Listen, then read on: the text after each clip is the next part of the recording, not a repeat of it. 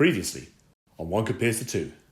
This meant it made the most sense to split this presentation up into different parts, each segment devoted to an element that inspired Willy Wonka, Snowpiercer, or both. Toonbaby!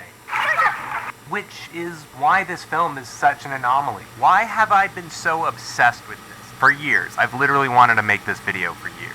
And the story needs to be straightforward.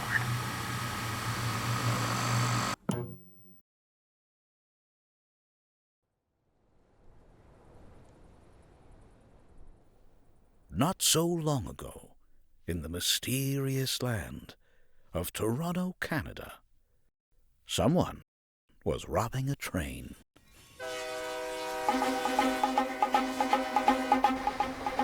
Legend spoke of a masked bandit, a ruthless, rail-riding raider who looted every locomotive from all four corners of the globe. A notorious criminal mastermind known only by the name Trainbaby. One day, a stranger came to the thief with an offer unlike any other. The job is simple. Break in, extract the secret formula from the payload, and you'll be handsomely rewarded. That's a Wilford Industries train. Its security system is one of a kind. Which is why I came to the best. This ticket will help you get on board. What are you? Bandits don't need tickets. Then how will you? They won't see us coming. All I need to do is override their mainframe and we can bust that thing open like I'm Radical Edward. You mean? The plan is simple. We're going to hack the Snowpiercer.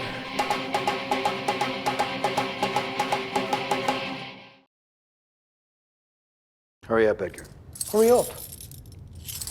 So sorry for keeping you all waiting.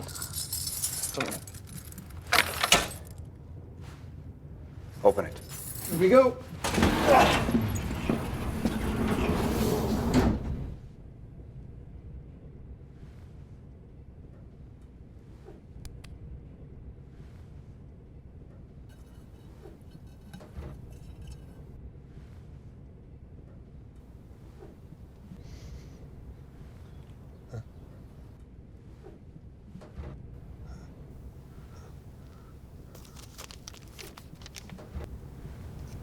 Content warning. Some of the films we'll be discussing will contain dramatized acts of violence and profanity.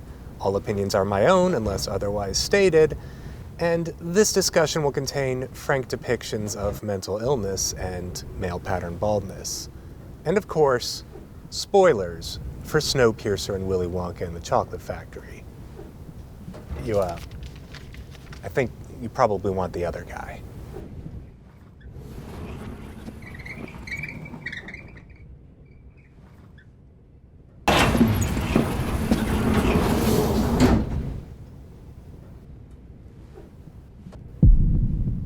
I'm finally awake. Good. Hi, my name is... But you can call me Trainbaby. I'll be your securities expert for this journey. My specialty? Breaking and entering into imaginary trains. I've yanked make-believe locomotives from everywhere and everywhen you can think of. Sodor, Hogwarts, the Darjeeling Limited. You name it, I gave it. Of course, my shystiest heist was none other than the Snowpiercer. The train that supposedly contained the surviving remnants of humanity, but also more than its fair share of secrets and formulas. If you're wondering whether this weather-bound train is connected to a certain chocolate factory, I have all the answers that you're looking for. Just remember 3 things as we go along. Nothing is as it seems. Trust no one. And first rule of magic, always be the smartest person in the room.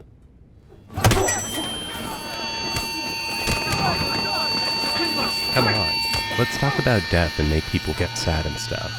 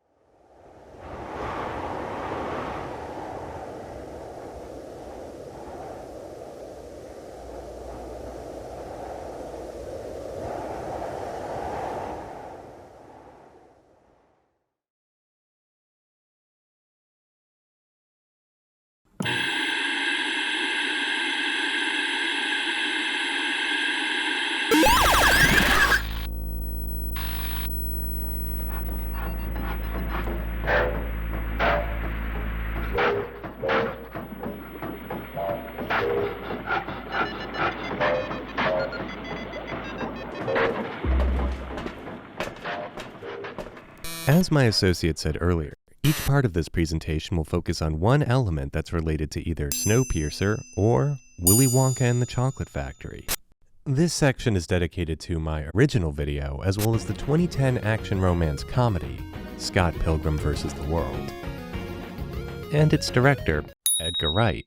So why am I talking about Scott Pilgrim vs. the World?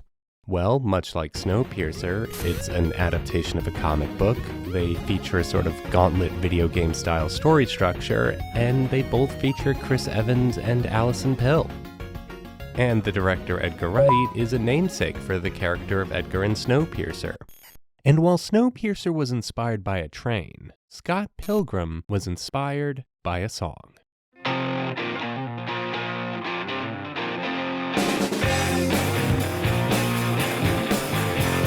In 1997, the Halifax band Plumtree released their song, Scott Pilgrim, which featured the lyric, "I liked you for 1,000 years.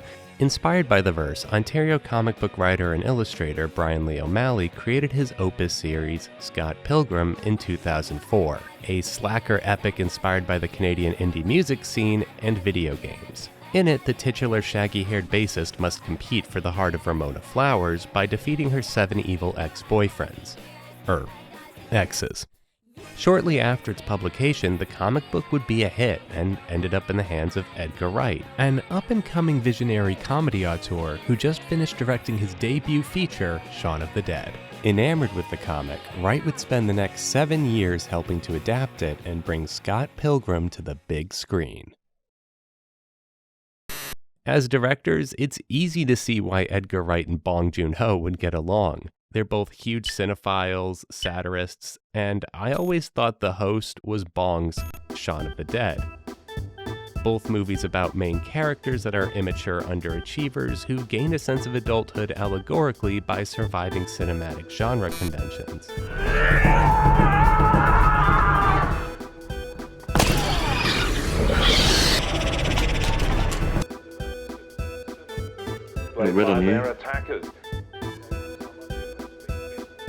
Also, art house-wise, Edgar Wright has made films about the apocalypse, and Terry Gilliam has made films about dystopias.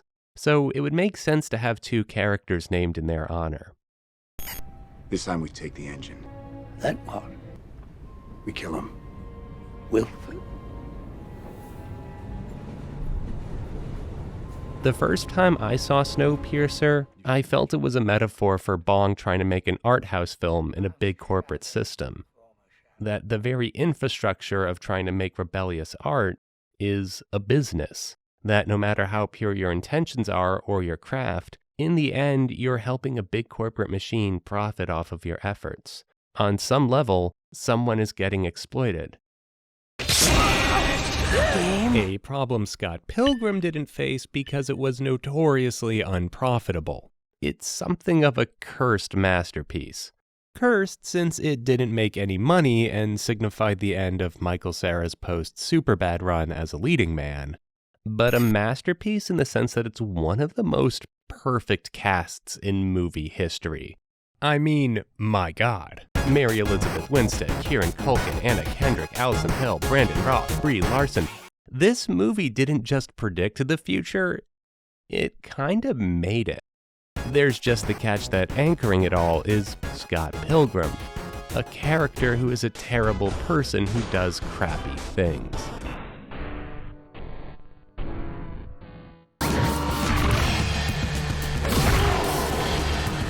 Despite the clear passion and visionary craftsmanship that went into it, Scott Pilgrim was met with confusion and sex bombed at the box office. When dealing with the failure after seeing his passion project sink in the mainstream, Edgar got a note from his producers. Michael Moses, who's like the head of marketing at Universal, he sent me the best email after. All it said was, he said, "Years, not days." And I was thinking, yeah, I mean, I know, because most of my favorite movies didn't make any money. Although the movie divided critics at the time for its admittedly misogynist overtones of its very premise, lately I've seen it as one of the most satirically accurate movies about the dynamics of being a struggling creative in the modern era. Like, speaking as one, artists aren't really virtuous warriors. We're a bunch of wannabe and, in some cases, literal rock stars who can be entitled, obsessive, and do treat each other terribly. Except instead of talking about fictional celebrities like Envy Adams or Ramona Flowers, we dish about real ones like Brie Larson, Mary Elizabeth Winstead, or Aubrey Plaza. And in some cases, very literally when it comes to Lucas Lee. Now you listen close and you listen hard, bucko. The next click you hear is me hanging up. The one after that is me pulling the trigger. Edgar Wright is a director that specializes in action comedy, exceptional needle drops, and foreshadowing and cinematic omens. Scott Pilgrim is a movie about the dangers of looking at life as if it were a video game, where you may think you're the main character, when in reality, you might not be the hero.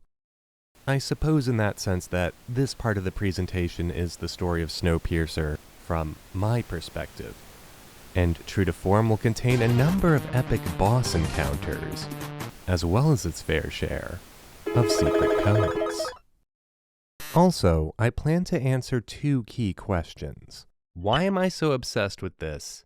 And if I wanted to make my video canon, why did I dare to tweet at Chris Evans and not Bong Joon-Ho? Despite the fact that my favorite director Bong film is The Host, Snowpiercer is the one I feel the most attachment to, and my obsession with it can be traced to 2 key factors. I am from Boston, Massachusetts, and once upon a time, I looked exactly like Charlie Bucket.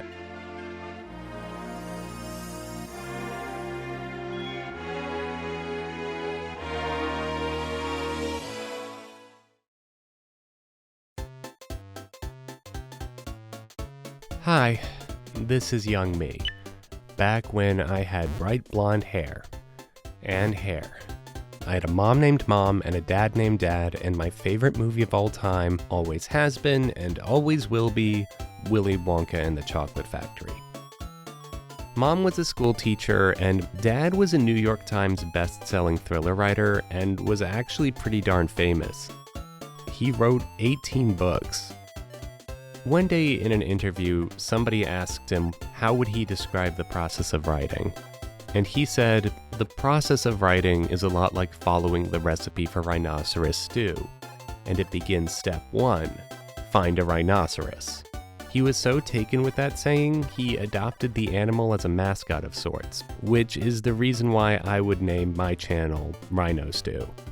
So Dad was a former surgeon who managed to transition his career into a best-selling medical thriller novelist.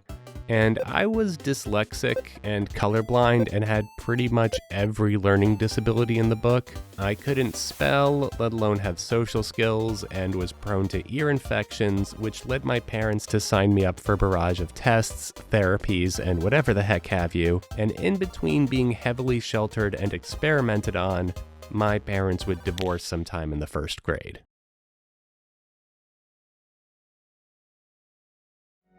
How did you like the chocolate factory, Charlie? I think it's the most wonderful place in the whole world. I'm very pleased to hear you say that, because I'm giving it to you. What happens to the The rest? whole family. I want you to bring them all. Willy Wonka is one of those movies that's perfect for kids with guilt and rotten luck. I guess that's why the film version spoke to me so much. In the book and Burton movie, Charlie is just sort of this twee-eyed British kid, but in the original movie, he has a serious martyr complex. When a loaf of bread looks like a banquet, I've no right buying tobacco. Go on, Grandpa. Please take it. And that's what I always related to. This guilt of always letting Mom and Dad down because of my bad grades and inability to know what was going on. So whenever I watch that movie, to see someone who looks like me go through all that and get that hug at the end is the most cathartic feeling in the world. And I always thought that, like how in Pokemon, the wimpy Magikarp evolves into the ferocious Gyarados, that being the good, selfless, obedient Charlie Bucket was how to become that master of mischief, Willy Wonka.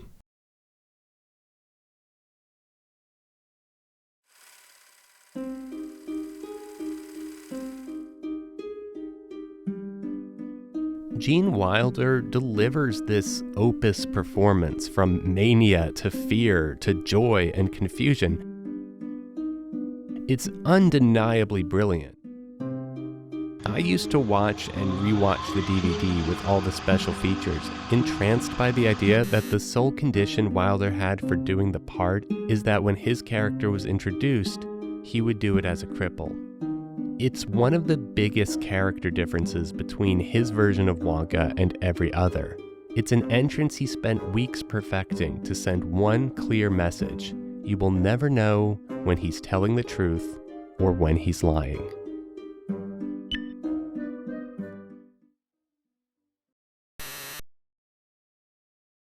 As much as I idolized that performance, I knew I could never pull off anything close to that. It's so unique to him. I looked at it like this virtuoso feat, like how musicians look up to Miles Davis. But although everyone wants to put on the top hat and coattails, deep down, I still feel like I'm the only one who ever wanted to be like Charlie Bucket.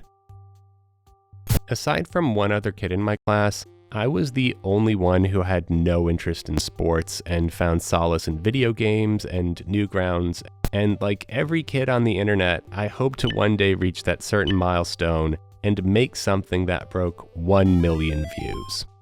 But I had a stubborn desire to do it on my own terms, and not just chasing trends. As time went on, I would grow into a Boston art nerd. The type of uncoordinated goofball who loved musicals, but who couldn't sing or dance, and would happily defend Repo the Genetic Opera as a subversive work of brilliance. A black sheep theater kid who would love to read god-awful webcomics and could never shake the sense that he was horrifically doomed.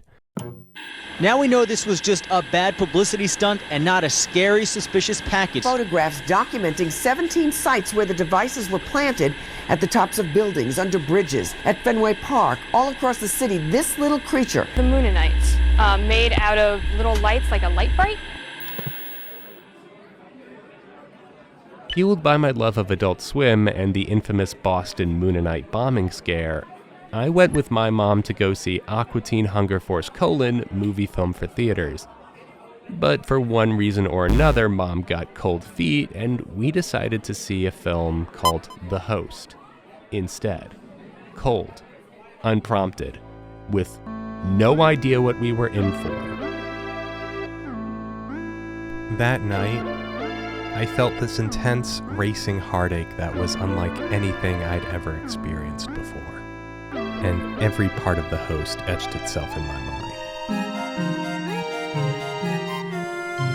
Even though everyone thought I should do comedy, all I ever wanted was to make something that ripped my heart out the way director Bong's film had.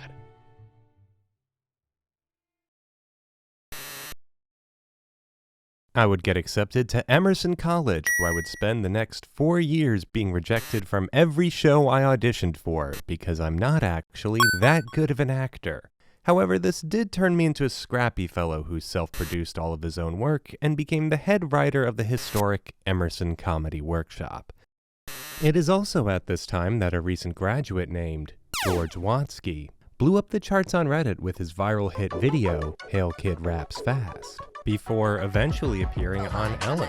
Built so fly, get a silk bow tie. Don't know why I'm built so fly, but I am no lie. Oh my. I got a low ride huffy, sitting on the pegs, show toes puffy, cuff rolled up to my calf, class to the max, bad with a swag like Buffy. Gotta be the one to bite the bullet, I'm a sinner, but I bet I could have been a better man. And it's important to note that this guy is literally my senpai. I'm spiritual, and when I speak, I celebrate the Sabbath 7 days a week. I've got special S-sauce smothered on my skull walls like a tossed salad, so silkscreen the Sistine ceiling on my soft palate. I sing along with super scenesters reciting Sufjan Stevens songs in skinny jeans, dance salsa with soccer moms sneaking out in skimpy see-through sarongs. I will answer your questions in style with my sexy, subtly lisping, sparkling incisors smile. His stuff really inspired me. Like, ever since I saw him perform Allen Ginsberg's Howl as part of a production of Much Ado About Nothing, and liberal arts is such a crapshoot, it was wild to see anyone make it. However, deep down, there was always a part of me that wanted to make a video that would top that. When I graduated in 2013, I walked to accept my diploma with a cane in honor of Gene Wilder. Then I would have my first encounter with Edgar Wright.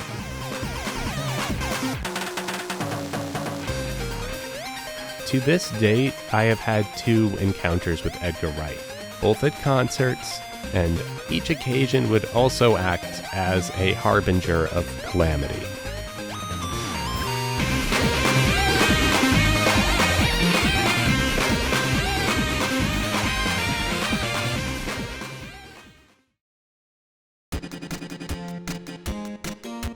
Right as I graduated, the band Tenacious D would announce they were hosting the world's first comedy and music festival, Festival Supreme, with one of the most unreal lineups I could have ever imagined. So, as a graduation present, my dad got me a ticket to Los Angeles. I met up with my friend Maureen, and we made our way down to the Santa Monica Pier where the festival was being held.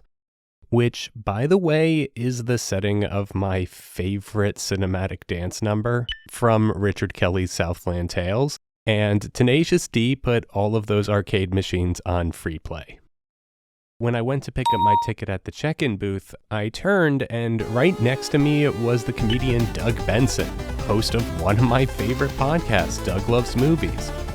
I said, "Oh wow, I love your podcast," which he politely acknowledged. Then, right up next to him walks a brown-haired English gentleman. And I thought, my God, is that Edgar Wright? There's no way. He approaches the ticket booth. Name? Asks the ticket lady. He shouts back, "Edgar!" My God, that's totally Edgar Wright, isn't it? Can I see your ID? Here you go. Sure enough, I could literally not have asked for more confirmation that I was in fact standing next to Edgar Wright. I mean, I did an Edgar Wright snap zoom in one of my sketches. I literally had a Hot Fuzz poster on my bedroom wall, and there I am standing right next to him, and I don't say a thing. I had this weird superstition with celebrity encounters because I don't want to jinx them. The first time, I don't say anything. The second time, I might say hello. And the third time, maybe I'll be ready to talk artist to artist. But I'm just a novice, barely out of college, with no work to my name. Edgar and Doug disappear into the crowd. Maureen and I go off to enjoy the show. Days later, I will find out my dad had an aneurysm and collapsed in JFK Airport.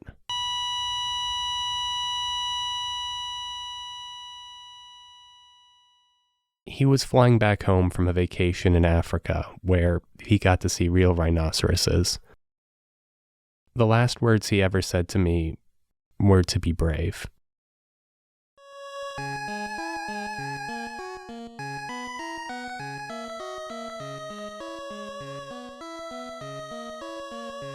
I had moved to New York and became an intern with the New York Neo-Futurists, an experimental theater company that does a weekly show that could be described as if Saturday Night Live met the Blue Man Group at an avant-garde exhibit in MoMA.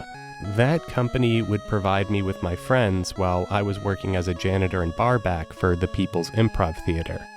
College Humor, the company I always wanted to work for, had packed up and moved to LA, and I was living in Brooklyn, where I would listen to audiobooks, show tunes, and cry in the theater stairwells. It was also around this time that a certain movie called Snowpiercer came to my attention. And on the surface, this seems like something that would be right up my alley. I love Bong Joon-Ho, but I shrugged it off because Chris Evans was, to me, the local pretty boy who got to be a big movie star. That's right. Captain America. America's ass. One of the top 3 Buzz Lightyears is a homeboy. See, the Concord, Massachusetts youth theater scene is a rather small closed ecosystem of very astute boys who took their craft very seriously. I thought it made sense dramaturgically.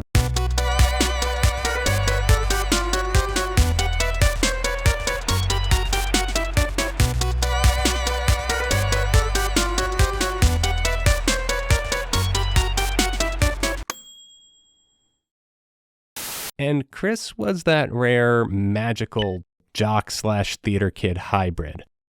One with the piercing blue eyes and lithe athletic frame that would make for a stupendous Peter Pan. While some of us have poor genetics and 2 bald grandparents and are doomed to become bitter drama club teachers, I remember seeing his debut as the Human Torch, which I frankly thought was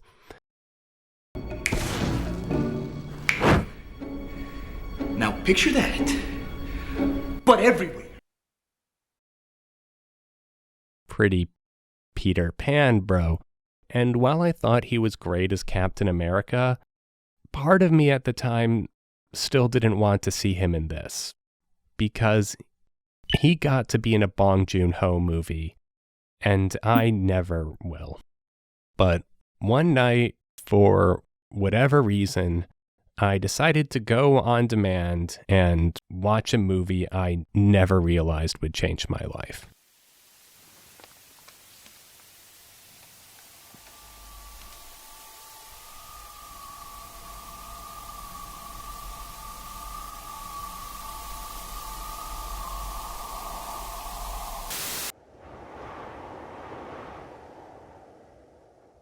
So I was really tired when I decided to watch Snowpiercer on demand, and I was kind of dipping in and out the first time seeing it. But the movie starts with this epic shot, which is evocative of one of my favorite films, Fritz Lang's Metropolis. And with Curtis Everett watching the gates. This sets up what I and many other people really dig about this movie. On the surface, Snowpiercer is about class warfare, but in reality, it's a film about cycles. As opposed to the comic, where the train is a single line that stretches outward into infinity, the train in the film behaves like a very sinister loop. It's an allegory that's very ultimate and literally mechanical. On the train, these gatekeepers of society are in fact literal gatekeepers. Violinist. There isn't red tape blocking people from progressing, there's a bunch of doors. Frankly, these doors are much easier to overcome than bureaucracy because they function on a literal pattern, and if you observe the pattern, you can break it. This isn't just a principle for Snowpiercer, it can apply to a lot of facets and frustrations of life. I remember watching this scene in my early 20s and thinking, wow, this feels an awful lot like writing cover letters. This is where the odd catharsis of Snowpiercer comes in. Civilization in this film isn't made of the best or the worst, but its scattered remains. It's epic in concept, but absurd in scale. And the train's parable of being Noah's Ark, but with climate change instead of a flood, lends a biblical comparison to any action that takes place in it. Its very nature as a closed ecosystem means that running out of a supply effectively means it's extinct. They used up all their bullets 4 years ago in the last revolt. Bullets are extinct. This pack of cigarettes are in fact the last cigarettes on Earth. This messy brawl in a train car is essentially a world war that wipes out large swaths of the global population. Namgu isn't just overriding some train doors. He's effectively hacking the entire planet. Curtis Everett is also one of the weirdest main characters ever. He's a creation for the film version and a carryover of Proloff from the novel, and like many Bong Joon-Ho characters, has his own plays on trauma, clumsiness, and misrecognition. Are you Nam Goodman Soo? On one hand, he is a literal train-hopping hobo with a cannibalistic backstory, But on this biblical train setting, he's also Earth's mightiest warrior, and in a very mythic sense, Ajax or Achilles. And one man's journey from the back to the front of a train is just as an apocalyptic event as the CW7 gas that froze the globe. Now, while all of these themes are really fascinating in hindsight, they have nothing to do with what actually drew me into the movie. What really drew me in was a part that was so minuscule I don't think anybody else thinks or talks about, because all of this trouble, this whole thing, began with this moment right here. Excuse me, sir. My wife and I played violin in the Boston Symphony Orchestra. They gave a shout out to Boston Symphony Orchestra. And all of a sudden, I thought, oh my God, BSO, that's my home theater. I saw George Carlin there. I learned what a art was there. I used to see shows with my dad there. Now, I initially thought Chris snuck that in, because every kid in Boston is basically programmed to do stuff like that.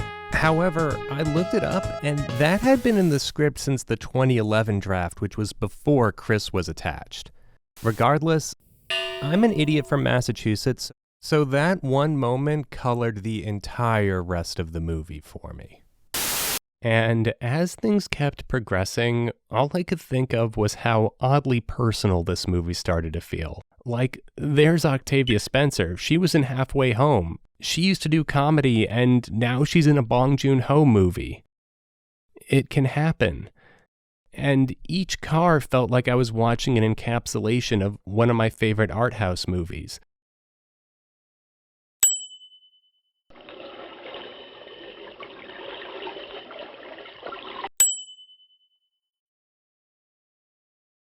Then I dozed off a bit and came back, and then this happened.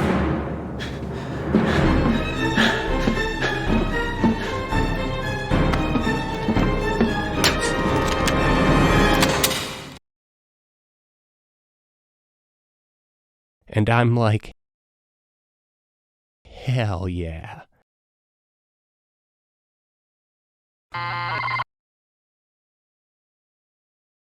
That's how we take care of things in Sudbury. I have a new favorite team, and it's the Boston Snowpiercers. That moment is when Chris Evans transformed in my eyes and stopped being some Hollywood pretty boy and started being my Tom Brady. Because I can help you! You can fucking die is what you can do. I was sold. Watching him move from car to car like he was charging down the 50-yard line at Gillette Stadium, which I feel is totally appropriate. Reckless revolutions led by a bunch of jackasses from Massachusetts is what America is known for. I don't care if the original script said Curtis was from New York. In my headcanon, the dude's from Quincy. And this whole movie might as well be a team-up where the master of the dropkick met the dropkick Murphys.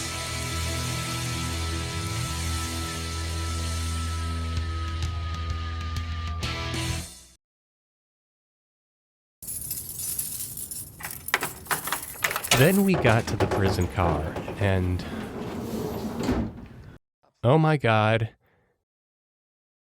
it's the family from The Host. I was watching The Host again, and I never realized how much I missed Hyun-seo until I saw Koa Song back on screen. Like most normal kids I knew grew up with Harry Potter, and I always felt I grew up with the little girl from The Host. And there she was, talking with my bro. Yona, how old are you? 17. 17? You're a Trainbaby then. Something struck me about the idea of being a Trainbaby. How being sheltered and connected to the internet was what fueled my idea of the world. How I felt more comfortable online in that closed-off space than in reality. There was Chris looking like a real big bro, and me somehow seeing myself in Yona. And maybe deep down there was some part of me that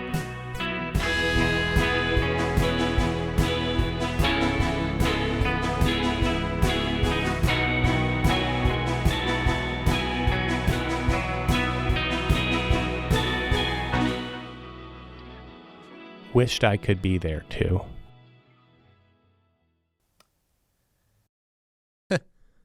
Nice one, bro. In true Bong misdirection, Yona is the most important character in Snowpiercer. She even used to have the opening voiceover that started the movie.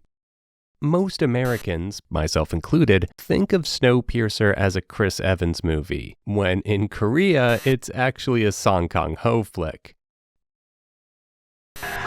Much like Jack Burton in Big Trouble in Little China, Curtis Everett is just some guy who thinks he's the hero, while Namgung and Yona are the ones being practical and actually having common sense about everything.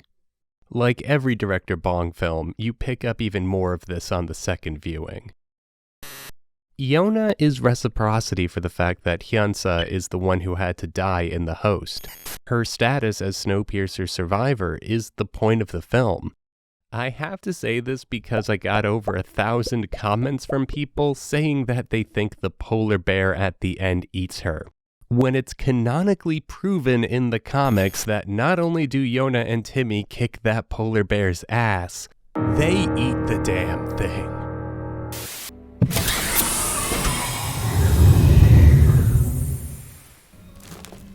But it was when they entered the movie's signature aquarium car that the gears started to shift and something clicked in me.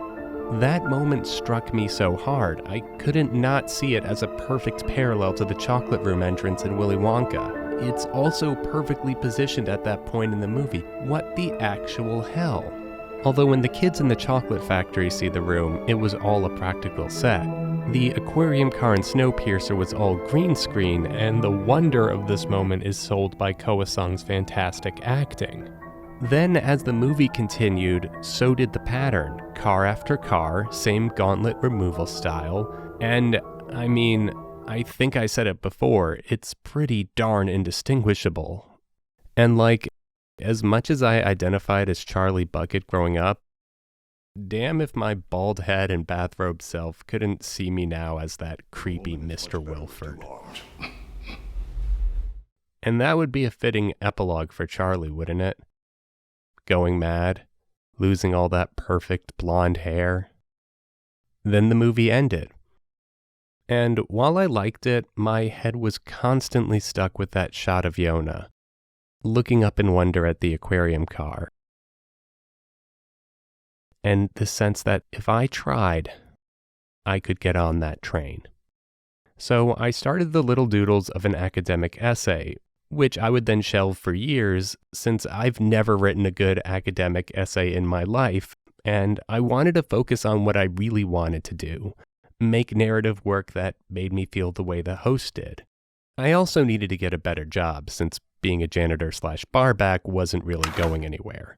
Taking advice from a friend, I posted an ad on Craigslist saying that I was a freelance animation teacher with experience in coding and game design and a knack with working with special ed kids. I would get a job offer the next day from someone looking for my exact qualifications, and when I would begin my new life as the Minecraft king of Lower Manhattan.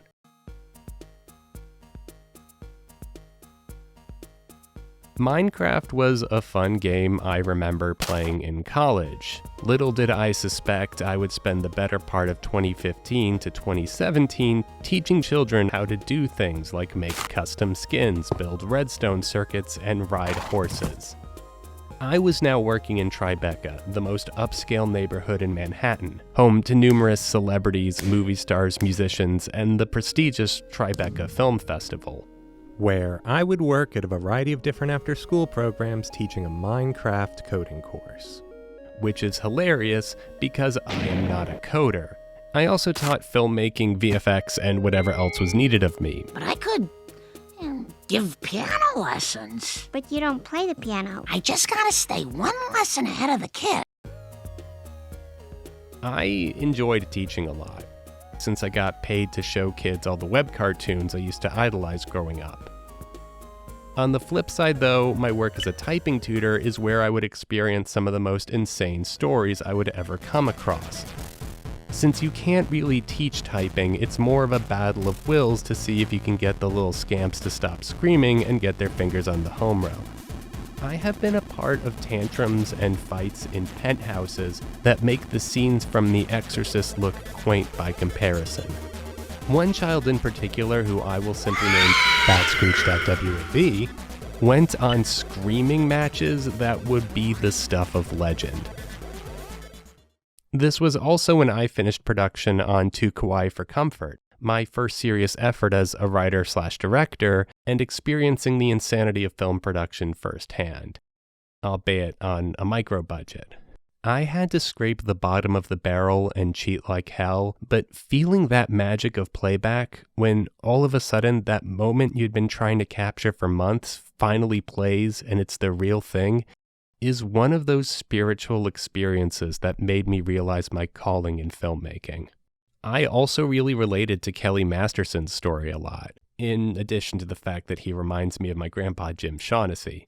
I loved playwriting and theater, but theater as a scene never really loved me.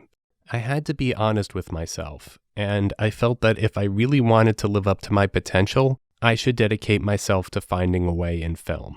So I packed up shop and, like all Emerson graduates are fated to do one day, moved to Los Angeles in pursuit of everything I had ever seen in the movies.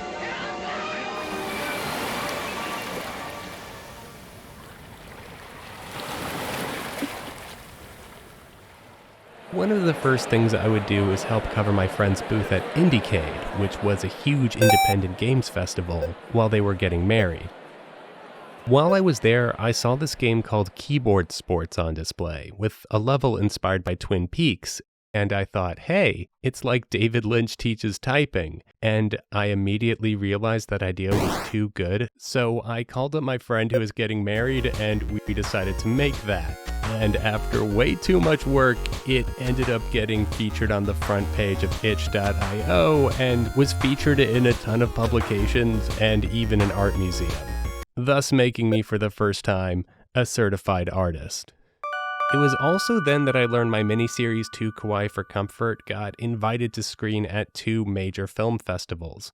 The LA Film Festival, which happens to also be the festival that Snowpiercer had its US premiere at, and the other one was the 2018 Atlanta Film Festival. I was so excited since I love Atlanta, and this would be the closest I could get to screening this with someone from Adult Swim.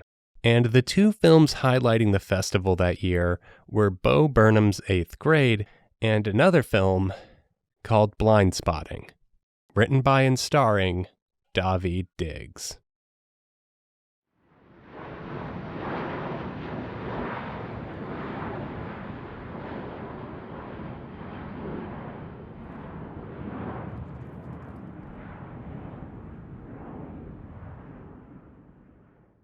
I arrived in Atlanta just in time to make it to the opening party at this place called Paris on Ponce, which I learned just burned down, which is a huge shame because let me tell you, this place was fancy. And there was a part of me that wondered if I would run into him. And I looked up, and right across from me was Daveed, looking cool as fuck and rocking gray flannel.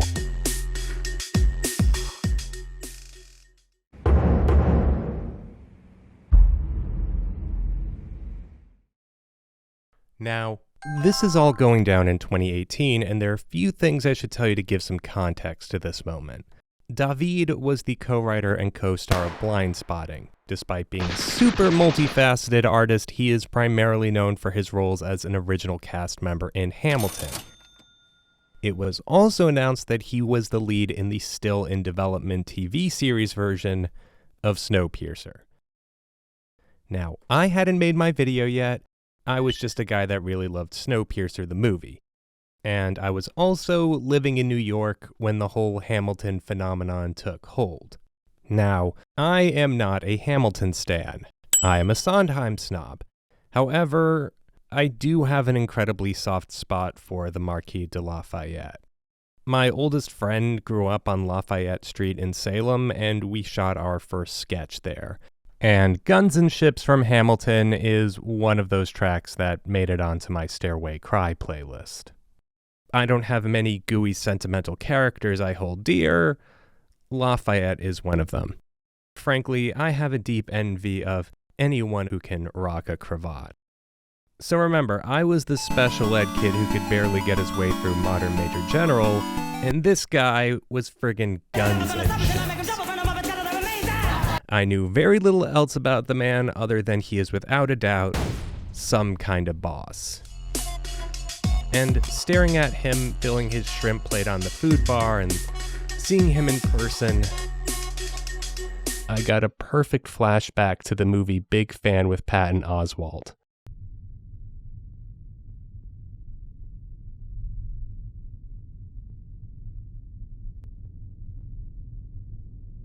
And I froze, and I don't say anything. Especially since my flight just came in, and I didn't have the chance to see Blind Spotting. And I felt like I wouldn't have anything to say to the guy.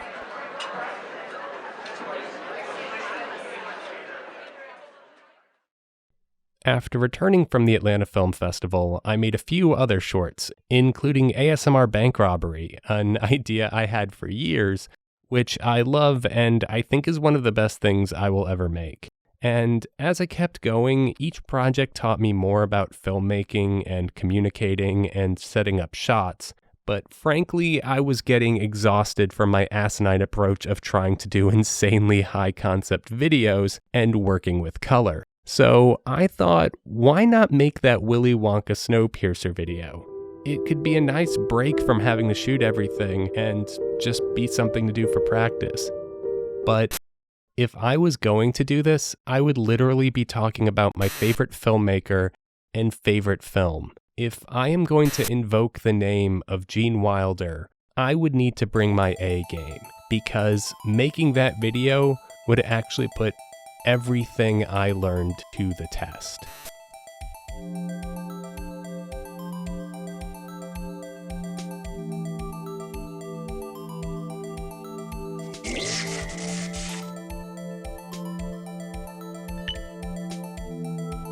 So when trying to figure out what to do for this Willy Wonka Snowpiercer video, I turned to my favorite writer and game designer, Stephen Sondheim. Yeah, it turns out that Stephen Sondheim loved games. In fact, the whole song Finishing the Hat in Sunday in the Park with George is about the joy he experienced through game design.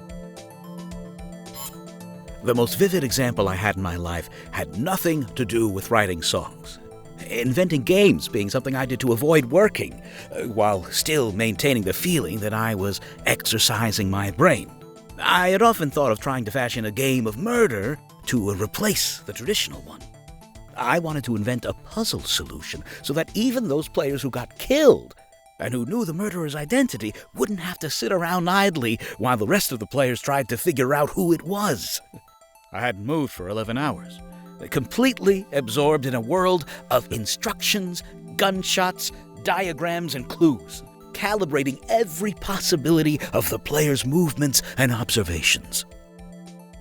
And in his annotated book of lyrics, Finishing the Hat, Sondheim has 3 pieces of writing advice that are the best 3 rules of writing I've ever heard. Basing off of the principle of content dictates form, I realized that making an academic essay would not only be boring, but kind of pointless. And that was the writer's block I encountered for a really long time. That was solved thanks to the movie Swiss Army Man. Yes, Swiss Army Man, the movie with Daniel Radcliffe as a dead farting corpse that Paul Dano rides as a jet ski. How did that movie impact the creation of the Willy Wonka Snowpiercer video, you're probably definitely wondering? Well, the film's directors, the Daniels, happen to be 2 creators I look up to. And also, they were my upperclassmen when I went to Emerson, meaning they're both my senpais.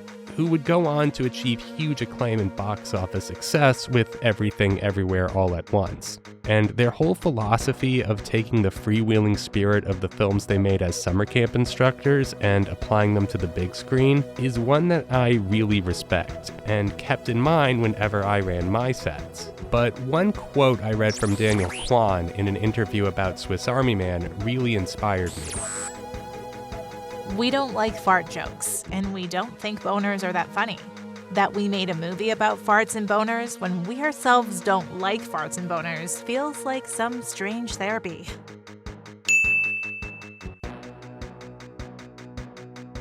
I love taking things that we hate and other people hate and we should be repulsed by, and then enthusing them with something beautiful, transcendent, and inspiring. I think there's something really important about that kind of thinking. To take something you hate and shouldn't love and relating with it, forcing yourself to find out what it is about this thing that's wonderful. I also hate acapella, and in that sense, I realized what the video had to be. A fan theory.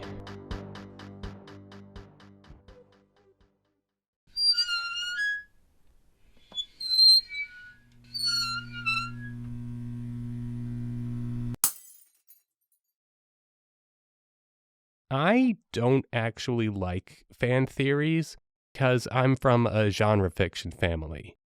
Genre fiction is supposed to be very straightforward and grounded. Fan theories are pretty rough because most of them don't hold water.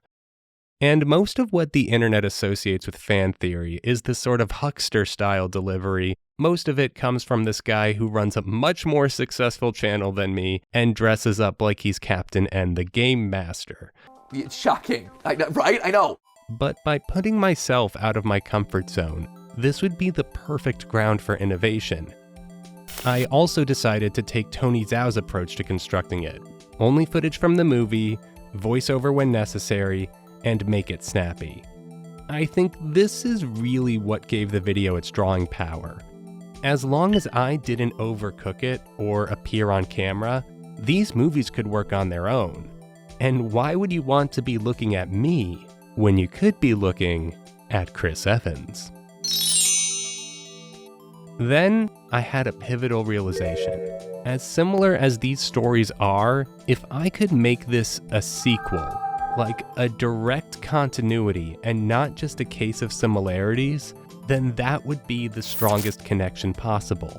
A concept so ridiculous, no one would know whether to believe me or not. A genuine Willy Wonka level dare.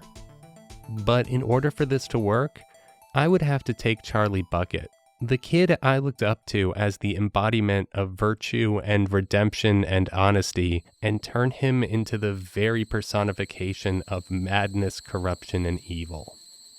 But hey, that's just a theory.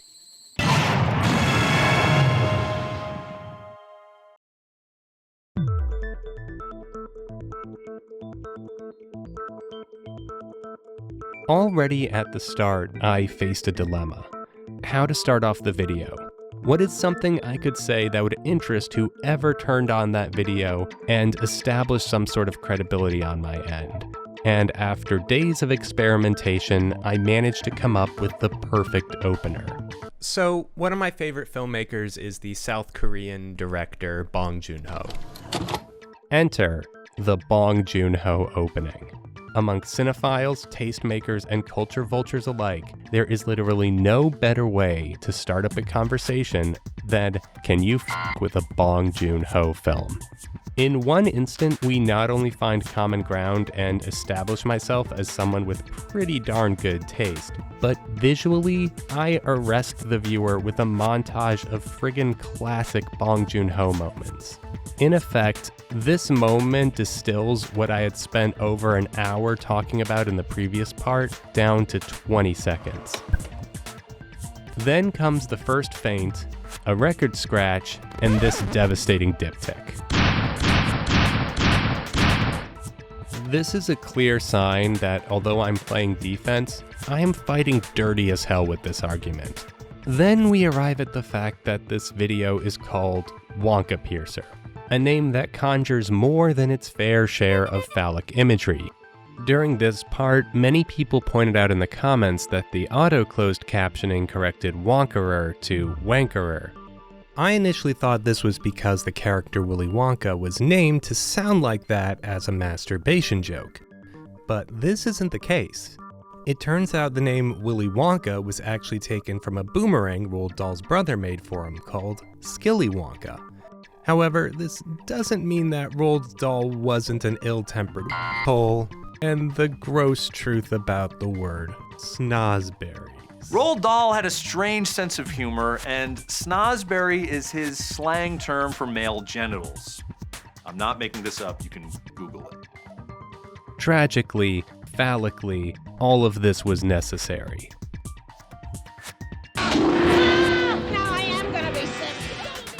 From then on, it was a matter of combining the shots to create a seamless sense of motion. A weird hybrid of the masterful direction of Bong Joon-Ho and the boilerplate brilliance of Mel Stewart's directing work in Wonka. It's also worth mentioning, I didn't have a script for this video. All of this was composed completely orally. I would record myself, and if I believed myself, I would keep going, and if I didn't, I would re-record. In retrospect, this video was a superb work of social engineering, which is nuts because I am a terrible liar. With that in mind, let's try to piece together a hypothetical timeline that links these two movies. These timelines don't really line up. Especially since Snowpiercer really begins in 2031, 17 years after CW7 had launched. Meaning there would be a 60-year gap between these characters. Which could conceivably work if future technology can tame the aging process. Also, none of the Snowpiercer timelines really line up. Sure, there's a crossover at the end of Snowpiercer Volume 3, but the TV show is its own separate continuity. The movie is a separate continuity.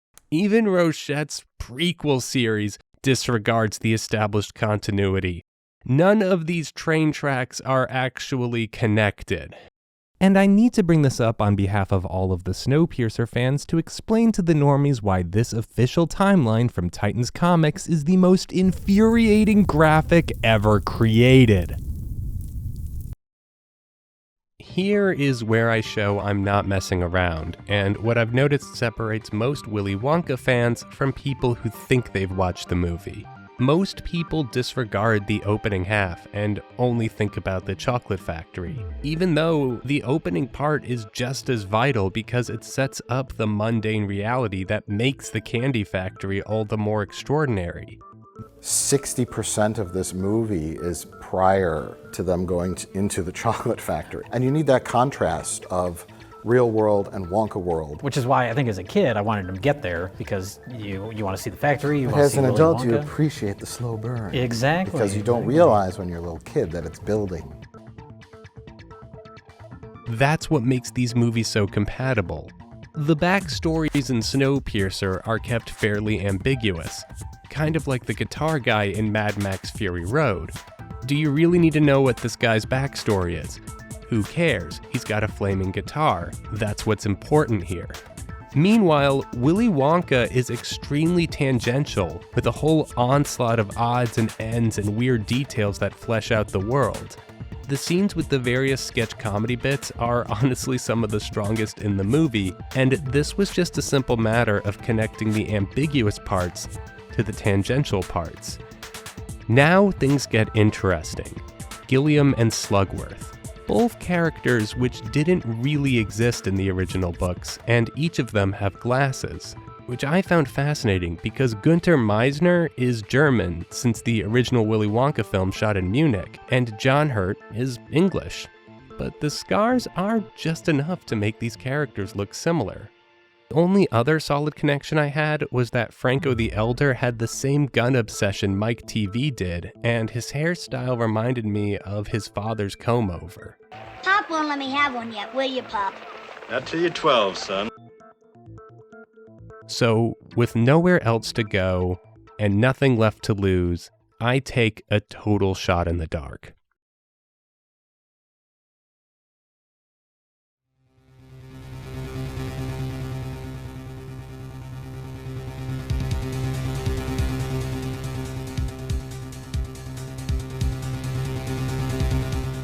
Linking Mike TV was obvious enough, since they're both characters who have violence as their primary trait, while Franco the Elder is more inspired by Carl from Die Hard.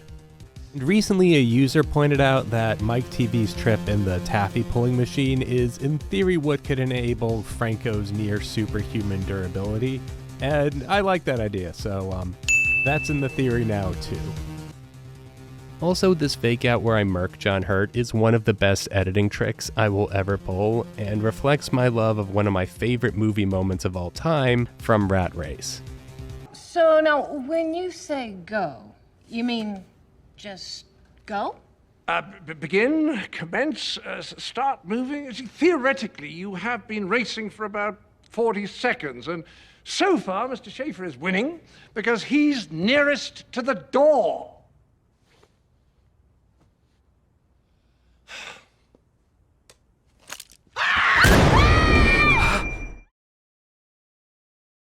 And this was all I had.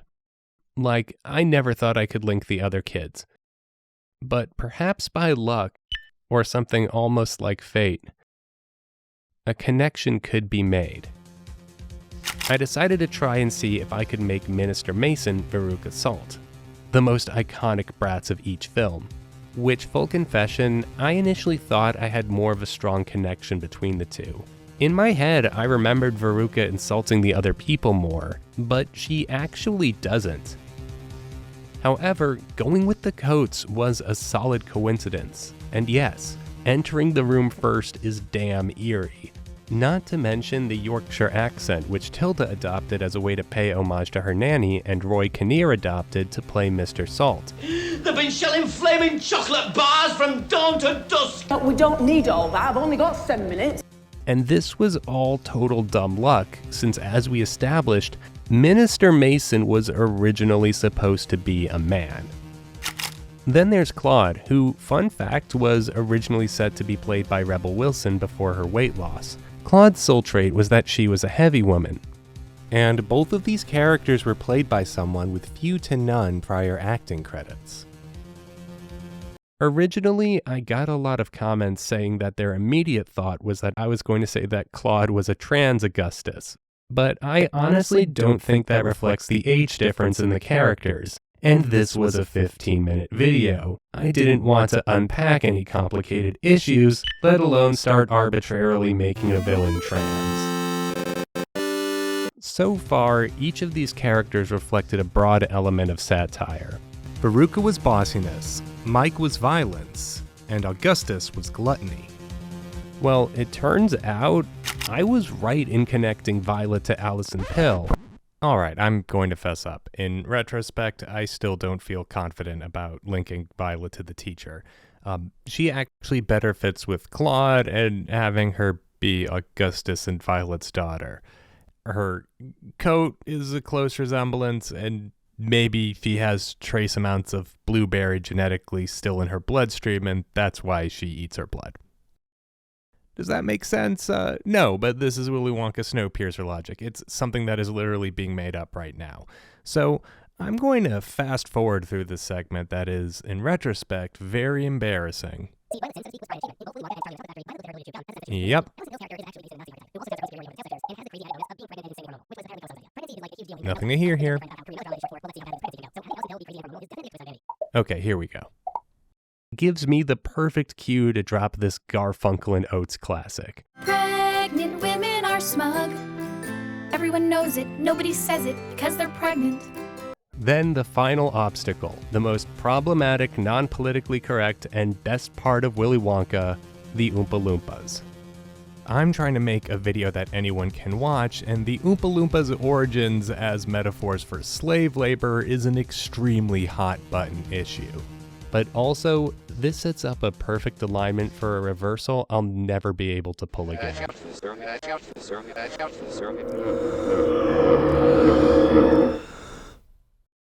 I can't prove the devil exists, but I could prove the devil was removed. All it took was a substitution from the Santa's elves allegory to the child labor allegory. And by sheer dumb luck, it's a perfect match. But once all the Oompa Loompas died out, Wilfred Wonka needed the next best thing to keep his perpetual engine running. Small children. Cue the explosion sound effect. It's earned. This theory is sound.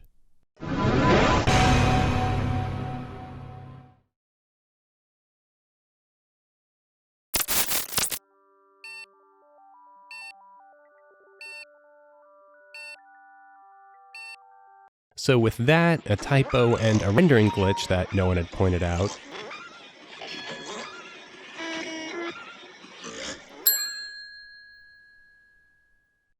it was finished. A little passion project I thought would get 100,000 views max and be the stuff posted in some art house forums. Except here's the thing. It turned out I wasn't the first person to try and link those two movies. In fact, I was the third. At some point between 2017 to 2018, 3 movie nerds, like 3 lucky bolts of lightning, would all come up with different projects relating Snowpiercer to Willy Wonka and the Chocolate Factory. Was it merely a coincidence? Or could this be something more? I investigated this matter in a side piece which I called The 3 Theorists, which you can choose to watch now or later at your own volition. I found that it was long and slowed down the pacing somewhat, so consider checking it out now at the link down below.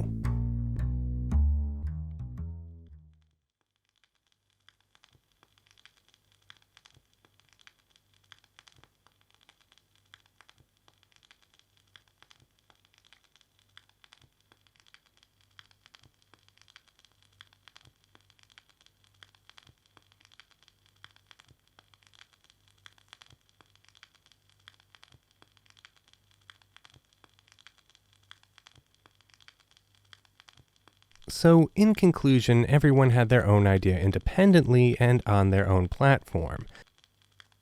This is provably a case of 3 instances of parallel thinking. There were also 2 secret edges I had. My personal preference for Charlie Bucket. And of course, I had a clear target. One that if I hit would cause the video to spread like wildfire. The real secret mystery of the video that no one had figured out. If I wanted to prove this silly little theory as canon, why did I dare to tweet at Chris Evans and not Bong Joon-Ho? Well, it should be obvious by now, right?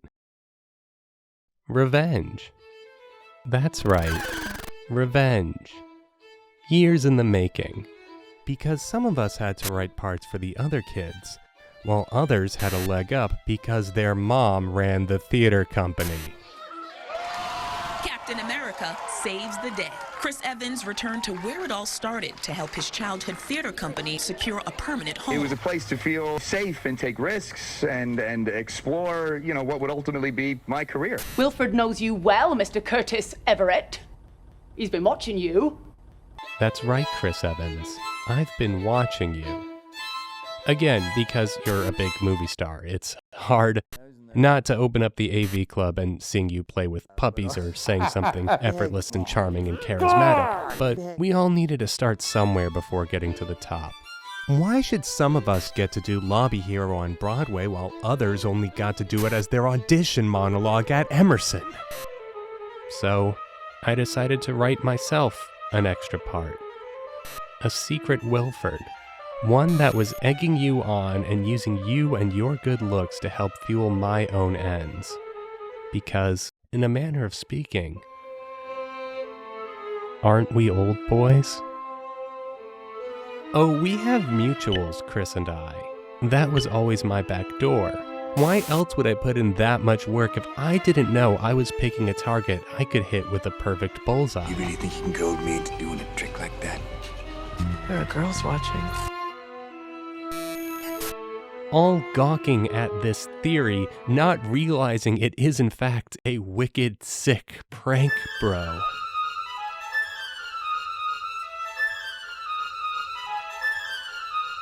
Except I didn't need the back door.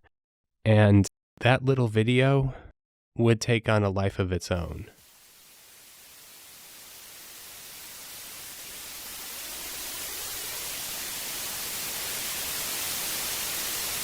Is Snowpiercer a post-apocalyptic sequel to Willy Wonka and the Chocolate Factory? Willy Wonka y la fábrica de chocolates es la precuela de Snowpiercer. This is gonna blow your mind. Hold up, y'all. I got one for y'all. So I can't stop thinking about this, and it makes so much sense. Sobre la humanidad en sus últimas. ¿Qué tiene que ver con la inocente película de Willy Wonka? Pues te podría sorprender con lo que estoy a punto. However, the internet seems to have its own theory. I think it's a stretch, but I also think it's a really cool theory. Do I believe it? Yeah, I actually think I could believe it. My favorite theory, like fan theory around something, is Snowpiercer being in the Willy Wonka universe, if you know that one. It's a really convincing. Where the human race is forced to survive an ice age on board a giant train. You know, I came across a video on YouTube once that suggested Snowpiercer was a sequel to Willy Wonka and the Chocolate Factory. How? It's rather long, but it's very interesting and oddly convincing.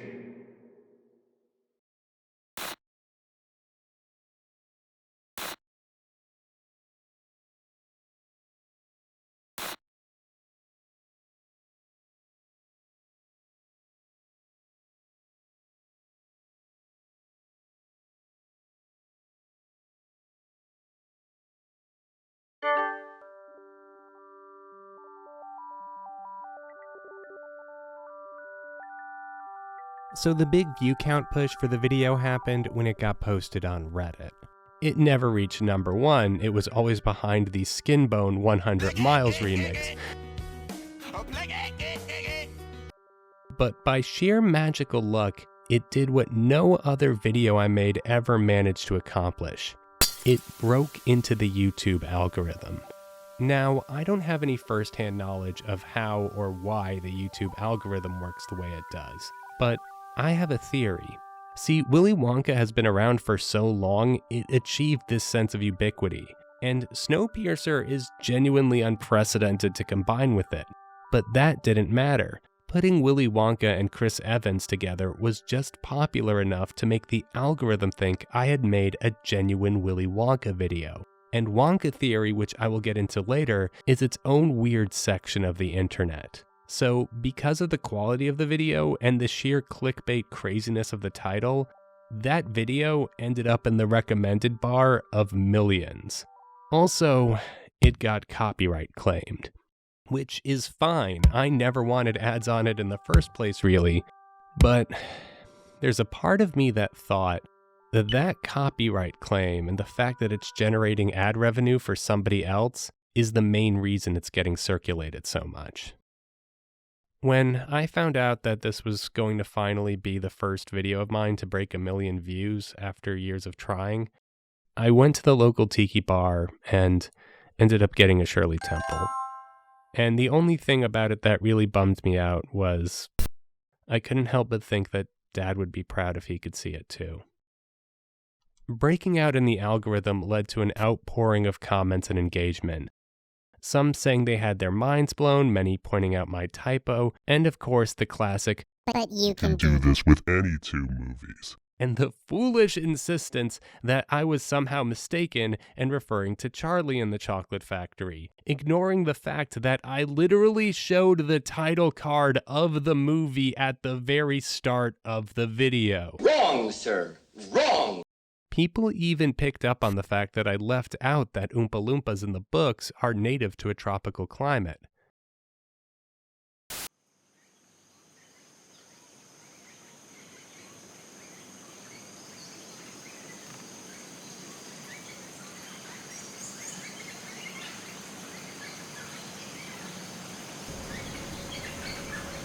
Still cold. That were actually picked up in a follow-up fan-made video to my fan-made video made by the user Nomadic Kong, whose own Wonkapiercer follow-up video managed to get over 1 million views on its own and reached a whole Room 237 level of insanity that I never thought possible. Watch out for something in the shot. What is emanating around the place? Curtis, is this it? It's not it. Right. Did you see it? Look closely. This is the second time Curtis's name is spoken. According to the Wonkapiercer theory, Curtis in this film represents Charlie Bucket. Now, correct me if I'm wrong, but that's a big old bucket right above his head. And what's cool is it actually only appears when his name is spoken.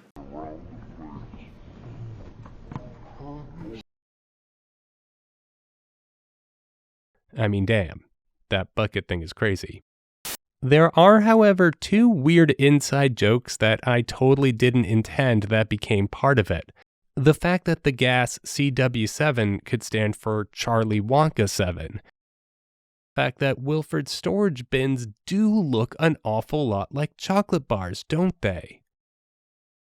Or maybe they're trigrams. It's used in various key places, but often with a subtle twist to make it a bit more dissonant and edgy. Here it is at the climax, with a little semitone tweak to make it a bit more post-apocalyptic. I mean, I also give Nomadic Kong a ton of credit. He did a great Mike TV fake out. I'm Mike TV.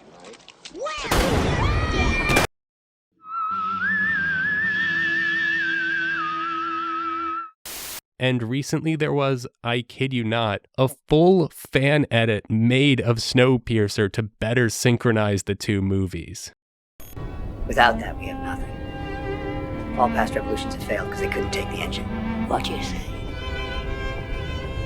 This time we take the engine. Then what? We kill him. Willfully.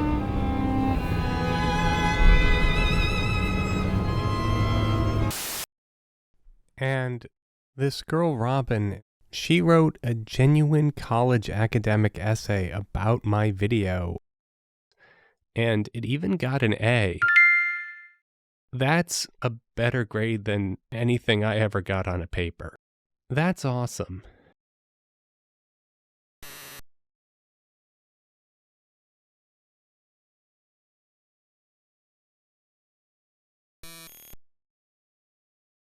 So, at this point, the video had now become a thing.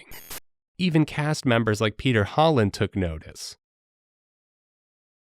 Fueled by the internet's genuine disbelief that this does in fact work this well, it became evident to me that this was going to get to Chris Evans. Yes, I received an email saying Chris Evans was going to respond to my video. I'm talking to you, Trainbaby. And just like that, I became Scott Pilgrim, about to have his showdown with Lucas Lee. You're needed back on set.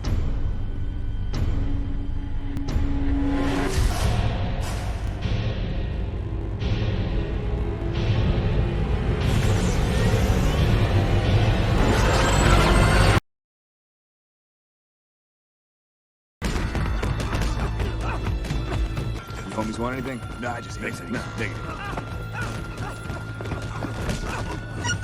Tweet at Chris Evans. If he says it, it's That's actually hilarious. Hilarious.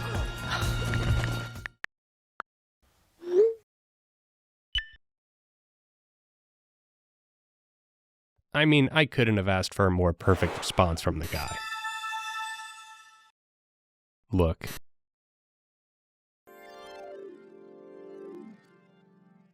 As much as I had that silly local boy grudge, the guy is my Tom Brady. And as my Tom Brady, I will mock and praise him accordingly. I mean, dude, sunshine. Dude, push.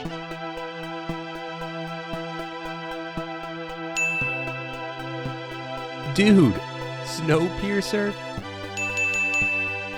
When my boy does me proud, he does me proud.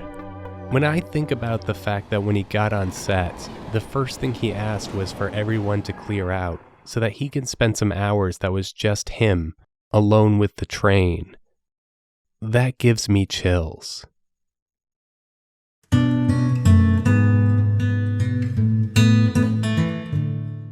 Dear Chris, I am simultaneously shocked and overjoyed. You took the time out of your incredibly busy schedule to watch and respond to my video. Your reply was immaculate. As you may have gathered, I too was a former theater kid from Sudbury. It's difficult to say just how much your tweet meant, so I hired a Morgan Freeman impersonator on Fiverr to do it for me. First, I wanted to drop the silliness and apologize for all the aforementioned Peter Pan material. In retrospect, it's uncalled for. I recognize Johnny Storm is a performance that you hold dear, and I was 15 when that movie came out. I was still a kid and wanted to show how as people we grow up and we go forward. I would be a fool to insinuate that grown man would somehow serve as the sprightly rogue of Never Never Land. And, frankly, it was a matter of jealousy on my end. I only got to play Peter Pan once in my life, and it was on my birthday at North Shore Music Theater Camp. It was the first and only time I ever got to be a leading role. Meanwhile, you're a celebrity leading man of the highest caliber, with biceps the size of Palomino stallions. A body that passes in Snowpiercer as the most intimidating physique on the planet Earth. However, just like how in my youth I would have been a splendid little prince, I bet that if you asked your mother Lisa about back in the day Chris, you know, Leon T's Chris, or biodiversity wild about life Chris, I think she'd be hard-pressed to deny you would have made a damn fine Peter. I also wanted to give my regards to Scott, Carly, Shayna, and the whole Evans clan. I'm not a big social media guy, and hope what I did was done through the proper channels and doesn't encourage any genuine harassment, which, seriously people, don't do that. Don't harass people. And to clarify that although I jokingly consider myself something of a Trainbaby, I would never dare accuse you of being a Nepo baby. The only special treatment you received was your mother's love. Your determination and talent is what got you where you are. You worked crew just like everyone and then worked your butt off to fight your way to the front. Clearly, your mother did a fine job raising all of you. For the last half a decade, I have been pulling a practical joke on you, and it would be a disservice if I didn't roast you a little. But if you didn't think any of that funny or found genuinely disrespectful, I am wicked sorry. Sometimes we throw an axe and miss. You're just so darn good at everything. It was hard to find anything to make fun of you. You're the one who's actually in Scott Pilgrim. You're the one actually in movies with Ana de Armas. You're the reason there's a Curtis Everett section on Archive of Our Own with over 300 entries. There's a reason everyone has a crush on you. Even Edgar Wright. I got like 4 layers on. But Chris Evans there has got just a t-shirt and a jacket on. He hasn't even got his thermals on because he's hard as nails. You can quote me on that. Chris Evans is hard as nails. I have a man crush on him. You're a movie star, and I'm some guy on the internet. You're the Chris Evans of Snowpiercer. I'm the Rich Evans of Snowpiercer. You made that movie over a decade ago, and I'm just getting your sloppy seconds. But I'd say watching you in that film gave me the courage to at least try to take on an A-lister. And it's mind-blowing to think that in this Korean, Czech, French comic book action movie, 2 of the biggest shapers of its legacy are a couple of theater kids from Concord. And that's kind of amazing. It's mind-blowing just how many wonderful thinkers and writers and minds and people, people who revolutionize the way we think and the way our country operates. And it all happened in Concord. It's kind of amazing. I definitely want to ask you about Snowpiercer, sure, which is something I am f***ing amped for. Me too. I'm like, Me too. I'm sorry for cursing, but I am. Yeah, watch your f***ing mouth, bro. Right, exactly. Talk a little bit. I do think if it's one thing we share, it's the profound respect for director Bong, a man of unparalleled talent, grace, and ability. Bong is a phenomenal director. All of his work is amazing. And you could tell by the cast he was attracting. Tilda Swinton had already jumped on board, and Ed Harris and John Hurt. Just wonderful. Octavia. Just amazing, amazing actors. With my video, I first and foremost wanted to pay respect to the superb work and craft of that production, a movie I know we both love with all our hearts.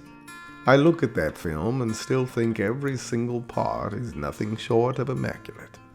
When I saw the ending for the first time, I audibly said, "That is straight up Watson and the Shark right there."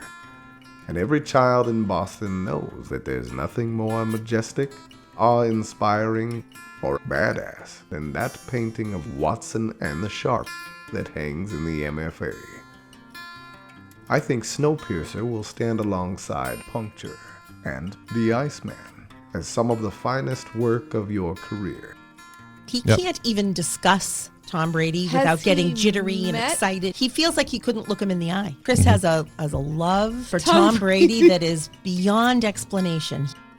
Your mother makes no secret of how much of a Tom Brady fan you are, that if you ever were in the same room with him, you'd be way too shy and not know what to say.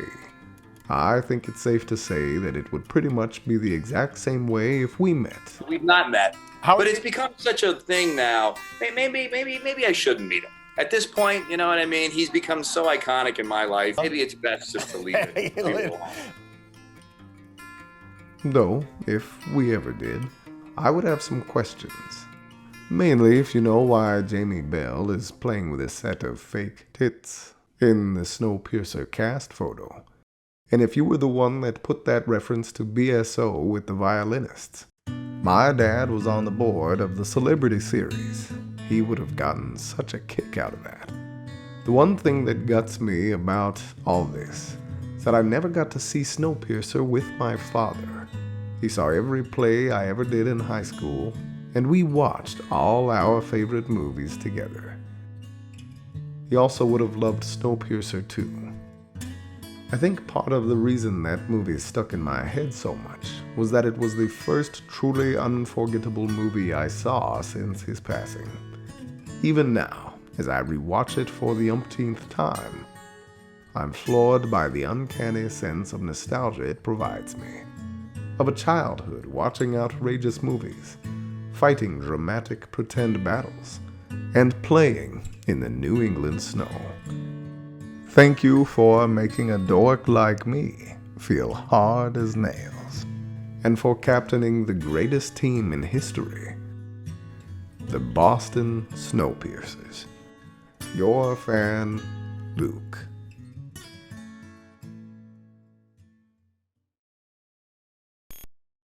There's pretty much no chance that he'll ever see this follow-up, but Chris, if for whatever reason you do, I want you to know I friggin' love you, bro. Although, you should ask yourself, was that really a super awesome Snowpiercer fan video you saw?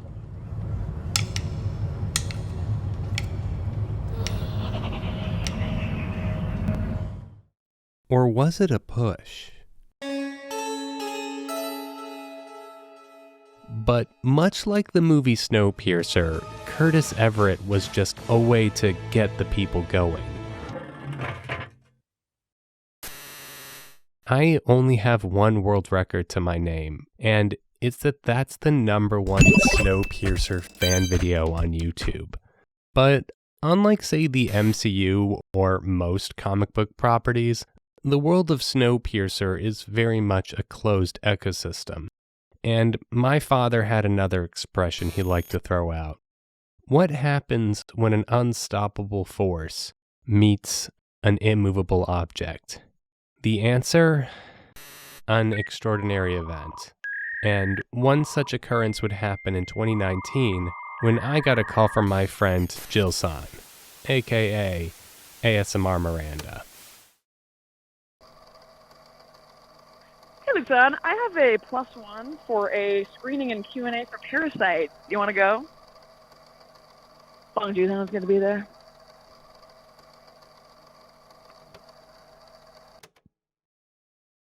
Well, how do I say no to an offer like that?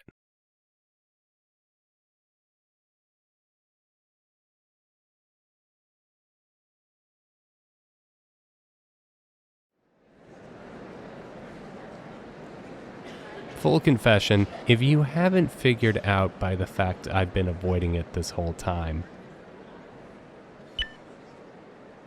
Yes, I can safely say that the 2017 film Okja, which for all intents and purposes is Bong Joon-ho's biggest film to date and an even bigger film than Snowpiercer, was not my bag. Maybe it's because that of all of his films, it's the most wacky. Dr. Johnny Wilcox! Who said a brilliant scientist can't be fun? Or that Tilda Swinton's character Lucy Miranda looks exactly like my Aunt Alice. So hearing that Parasite was somehow his most mind-blowing film yet, my expectations were somewhat tempered. But also, dang, my cynicism went out the door when Director Bong entered the room.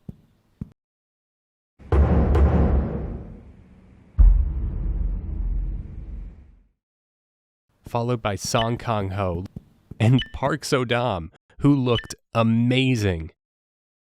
And the facilitator of the screening came forward and said, "What you are about to see is like a magic trick." To which the voice in my head replied, It was then that this mysterious new film Parasite began to play.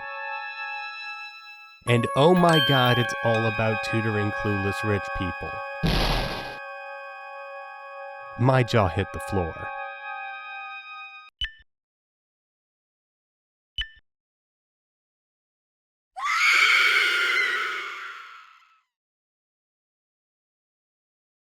Then came the Q&A portion. The facilitator asked Bong, "How did you find the house?" To which Director Bong responded, 우리가 만들었어요. 전체 슬럼가도. Oh, we built it. The whole slum, too. To which my snarky brain thought, yeah, obviously, those shots between the telephone wires were too composed. It had to be a set he built. Not to mention all the rain and flooding effects. Then he asked the next question. Where did you get the idea for the film? 글쎄요. 그것은 제가 여러 부유한 Well, it 가정들을 was inspired by a lot of the frustrations I had teaching and tutoring wealthy families, and the sense of bewilderment I felt while working in these rich neighborhoods. At which point, I blurt out in the audience, that was the most realistic movie about tutoring I have ever seen. There's chuckles throughout the house. The facilitator asks if there's any questions. I quickly raise my hand, and Bong looks at me directly in the eye and picks me. Listen, if you're lucky, like really lucky, you may meet the man who gave you every bit of inspiration in your life. And you could sit there and give him praise, but the one thing he can give you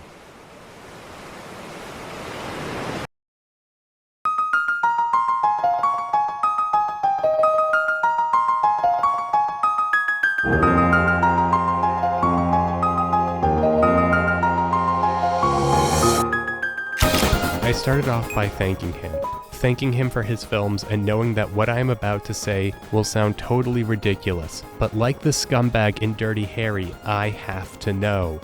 So I tried phrasing it in a way that wouldn't seem offensive, especially since Song Kang-ho and Park So-dam were there, and they looked great. The final result after the blathering was something along the lines of, I know you take a lot of inspirations from varied sources, from comic books to novels. I was wondering what some of the sources of inspiration were for Parasite, and if there was any truth to the theory that Snowpiercer was somehow inspired by Willy Wonka and the Chocolate Factory.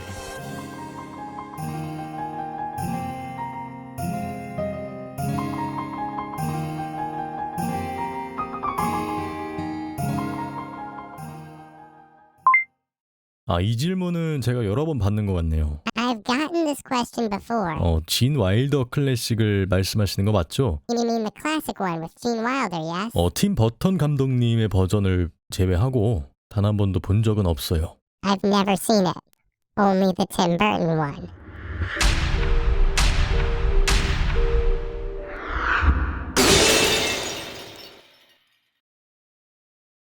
And in that moment, I was stunned. Not only had Bong Joon-ho technically heard of my work, but somehow, standing before one of the world's greatest cinephiles, I had seen a movie he hadn't seen. In all the years of production and planning Snowpiercer, I accidentally found an exploit in Bong's code.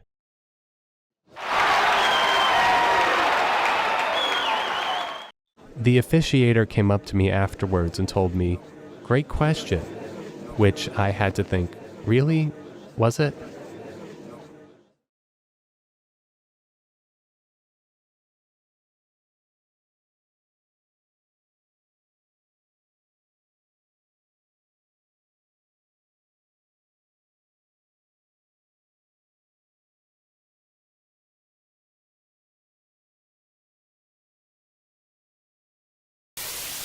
Now, the phrase extraordinary coincidence can only come up in life so often, because all of the similarities can be explained very logically. It's just crazy that when you look at all of the films that did inspire Snowpiercer, like Stargate, or Brazil, or even Robert Altman's Quintet, it's like, wow, of course, you saw Quintet, one of the most odd and deep-cut Altman films, and not Willy Wonka and the Chocolate Factory? To this day, my video stays in people's recommended bars because of the quality of Bong's filmmaking. It's still in the algorithm, and it gets more views than any of my others without me having to promote it. And part of me wonders if that day, when Bong picked my hand and called on me, did he know he was talking to his parasite?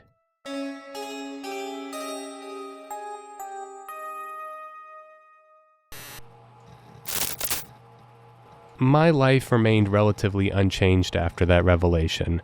I was still at the time working a day job where I was editing top 10s of Fortnite videos together.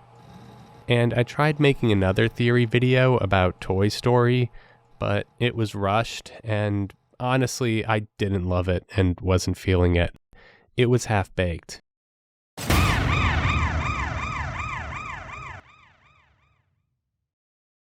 So I actually need to talk about that video because this is pretty wild. Especially if you're into YouTube stuff and if you know about this guy, Alex Bale, aka the SpongeBob guy. So since I was making a project about fan theories and YouTube, one name that came up a lot when I was searching is this guy, Alex Bale. He's a YouTuber and horror filmmaker who is known for making video theories about the show SpongeBob SquarePants. Yeah. And it's so confusing and weird that it feels like the writers are trying to imply something beyond just weirdness for the sake of comedy. And nowhere in the show is there more of these moments than with Mrs. Puff. And once I started looking into it, it led me down the deepest rabbit hole I've ever seen from this show. This is from the New Kelp Post, which tells us Mrs. Puff originally... And you may think that sounds like business as usual. Except here's the thing. His SpongeBob theories aren't business as usual. His SpongeBob theories have gotten tens of millions of views, and they're sponsored by fake companies that all lead into a massively elaborate alternate reality game with multiple hidden clues, fake websites, and even fake YouTube channels. Where it is revealed the reason that Alex is making these SpongeBob videos is because of a mysterious Lovecraftian tentacle monster called the Muse. The project is called Don't Feed the Muse, and it is one of the most elaborate storytelling projects happening on YouTube. He is the Louis XIV of SpongeBob theories. Even Karsten Ronquist kneels before him. Now, as I said before, the irony in all of this is that I don't like fan theories. So I'm not really the demo for that kind of stuff, but I couldn't help but be extremely impressed by the guy. These aren't normal tinfoil hat theories. They are all really well thought out and composed, and even more so, his filmmaking segments are incredibly well done. Even more clever, he realized his stuff does insanely well in the YouTube algorithm and found a way to basically hijack the SpongeBob IP as a way to promote his narrative filmmaking. And looking at his stuff made me realize that the people on YouTube and the internet are into the whole conspiracy thing. And I'm like, all right, I guess these are what the kids are into. Screw it, let's add a bunch of red string and cork boards into this and just lean into it. It worked, it got circulated in the algorithm, and you're currently watching it. So I set up a Discord for the project called Trainbaby Rebellion, which, by the way, you can join, and I announced we have a special guest coming in because I just got a hold of Nomadic Kong, the other Wonkapiercer guy, to join us. And then I bet you not, before Nomadic Kong appears, Alex friggin' Bale entered the chat. Spit take. I'm like, hey, are you the Alex Bale from YouTube, the SpongeBob guy? And he's like, yeah? Are you Rhino Stew? Spit take. You heard of me. Yes, turns out he's a fan of my work. I'm like, oh, you've got to be kidding me. I literally spent the last several months and 2 hours ripping you off. You mean you were ripping me off? It turns out my fan theories inspired him to make fan theories.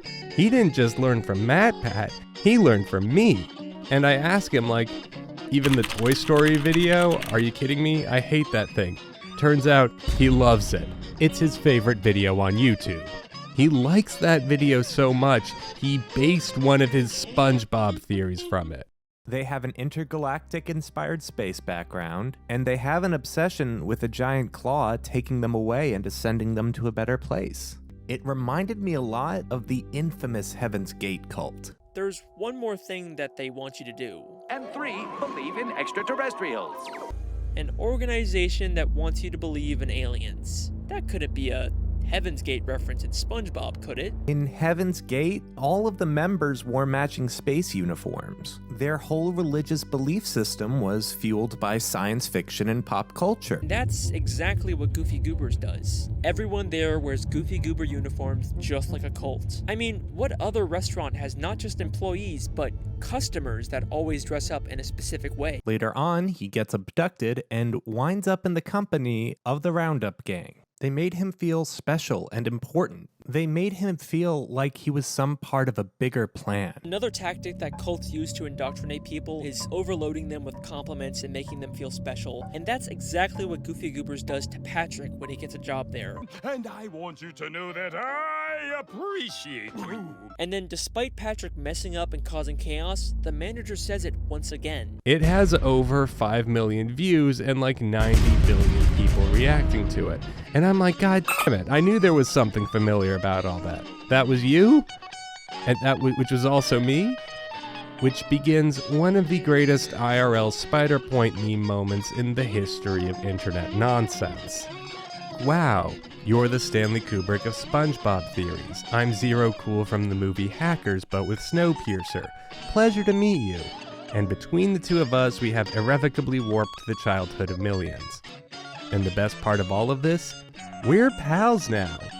I very much feel like the papyrus to this young gentleman's sands, and I'm really friggin' proud of the guy. And so, retroactively, I'm adding Alex Bale onto the Wonkapiercer iceberg, because these conspiracy theories were secretly linked the entire time, and I stay up late at night wondering if I too have played some sort of part in feeding the muse. How's the SpongeBob theorizing going?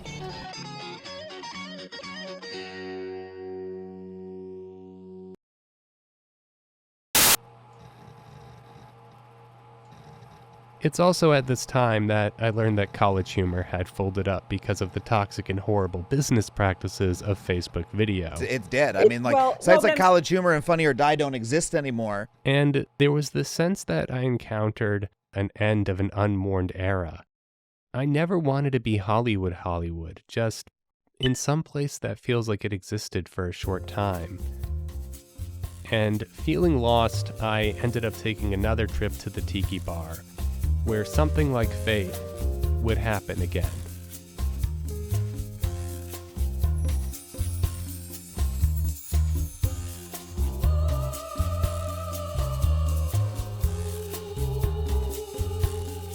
So I'm back at the Tiki Bar, which is a local joint, where you can just strike up a conversation and have people join in. Everybody likes to talk about movies, so I remember sitting at the bar and asking around, what was the last independent film with a totally unknown cast that took the world by storm? You know, something like The Blair Witch Project or Napoleon Dynamite. One person said Paranormal Activity, and we were all pretty much in agreement on that. And I turned to ask the new guy at the end of the bar, and there, underneath the glow of the TV light, was David. And I couldn't believe what was happening. I turned and said, "Excuse me, are you who I think you are?" Depends. Who do you think I am? "Are you David Diggs?" And he said, "Yeah." "That's awesome. I passed by you at the Atlanta Film Festival a while back. I actually listened to your interview on Marin. It's funny. It meant a lot how you said how you always felt like you were also just a substitute teacher trying to make it. I feel the same way." He nodded and said, "Yeah, cool." And I felt that energy. That sense that once again, an unstoppable force was about to meet an immovable object. And I said, "I feel like I should tell you this. I made this one video about why Snowpiercer is a sequel to Willy Wonka and the Chocolate Factory." And he froze like he just saw a damn ghost. That video is genius. Like 5-6 people send me that video a day.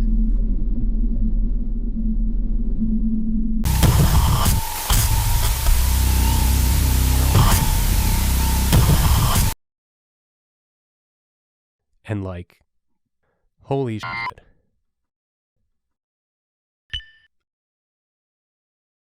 I beat Lafayette. That was weirdly underwhelming. But seeing how freaked he was, there was this weird sense that I somehow genuinely managed to cross our stars. And he asked me if I wanted to join him and his writing partner over at their booth. Want to join us?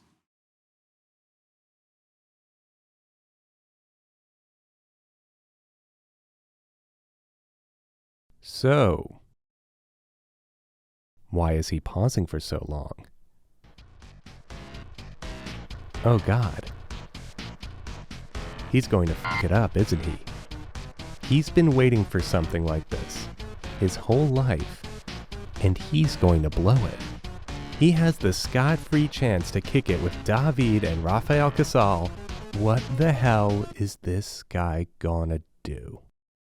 2 tiki drinks deep, and out of the fear that if I do hang out with him, it will turn into an IRL version of the Chris Farley show, I tell David the truth.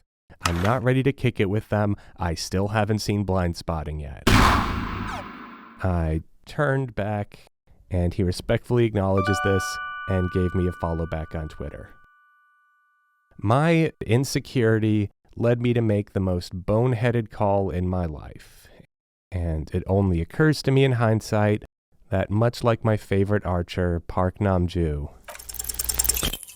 I choked.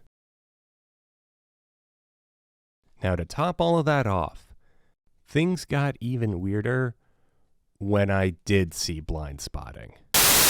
Hi again, me from the future. I had a segment in the previous one where I asked people to stop and watch the entirety of Bong Joon-ho's The Host. And I did it as sort of a gag because I'm like, who's actually going to stop a YouTube video and watch an entire movie the whole way through in between? But the wacky thing is that people 100% did do this, and I like the idea that this project would somehow create the weirdest Appalachian Trail of movies to watch ever. So I'm going to say it. If you can, you should really pause this video and check out Blind Spotting. right now. I'm not going to do anything with the puppets, but I am going to be spoiling it. And this next part is going to be 1,000 times funnier if you've seen Blind Spotting. And it's a really good movie. So I just wanted to give a heads up. You should watch it. And here we go. So Blind Spotting is a film set in Oakland, California, written by and starring David Diggs and Rafael Casal, and directed by Carlos Lopez Estrada, who would go on to do Raya the Last Dragon. Diggs plays Colin, a moving truck driver on probation who reunites with his friend Miles, played by Casal. Oh, do you mean this gun? Who's going to be in the upcoming season of Loki. They're both furniture movers in the ever-gentrifying and complicated city of Oakland. The movie is really, really funny. Sailboat! Get your artisan sailboat! This is the not funny part. So Colin is trying to stay out of trouble while on probation. Yo, bruh! And accidentally witnesses an officer shoot an unarmed black man.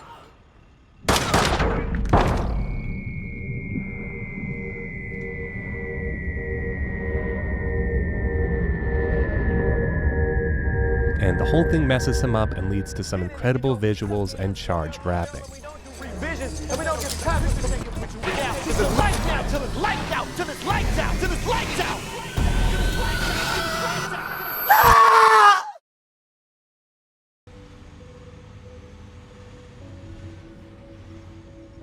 Great movie. I keep describing it as a movie about identity, about a man trying to find his place in the world and the city that he thought he knew very well. I think it's a movie that we've needed. It's just come just at the right time, even though the idea started about 10 years ago, which is crazy. A society is having a moment of deeply contrasting opinions and beliefs, and we need nuance to the conversation, and we need things to point at to go, that's how I feel. If this film does its job, it's, you know, can at least inspire people to look at things a second time and to see what they're not seeing. Now, what makes it really wild for me is that halfway through, they reveal the reason that Colin got arrested is because he was working as a bouncer at a tiki bar and loses it at a gentrifying white guy who orders a scorpion bowl.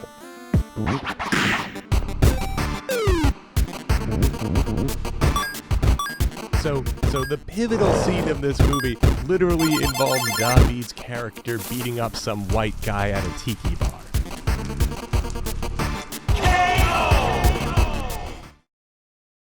Also, sorry, did you specify meat? There's George Watsky. If you want a beef patty, you have to specify meat.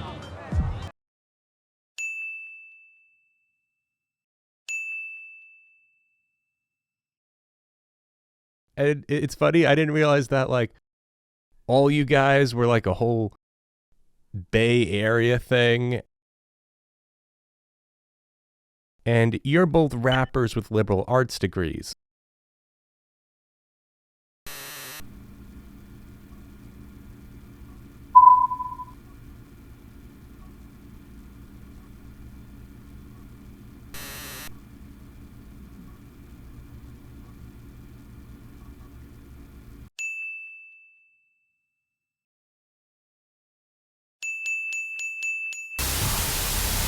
I suppose one could say that evening, Chris Evans ran into Michael B. Jordan and neither of them caught on fire.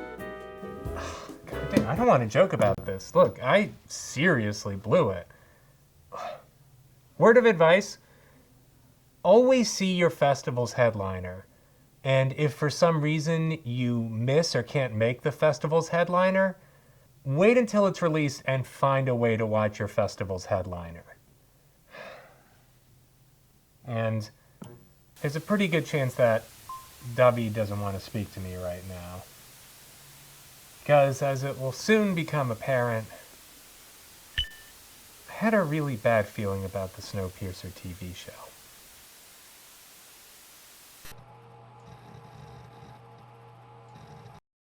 After breaking the 10 million view barrier, my video would get recognized for the highest honor it could possibly achieve, a Webby nomination for Best Mashup. The competition included Lucasfilm, Vice, Funny or Die, and BuzzFeed. BuzzFeed would win both the judges category and the popular vote. It's a time when we need to rely on trusted news sources. Thank you. Stay woke, bitches. And, I guess that was it. My fan video did everything it could conceivably do. It was over. I won?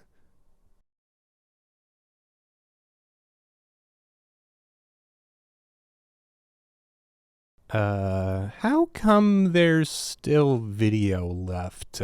You fell off the rails, punk. What? He said you guys are I need scissors. 61. They're onto us. Quick, you gotta get out of there. You gotta get out. You gotta get out. You lose. You lose. You lose. You lose. You lose. You lose. You lose.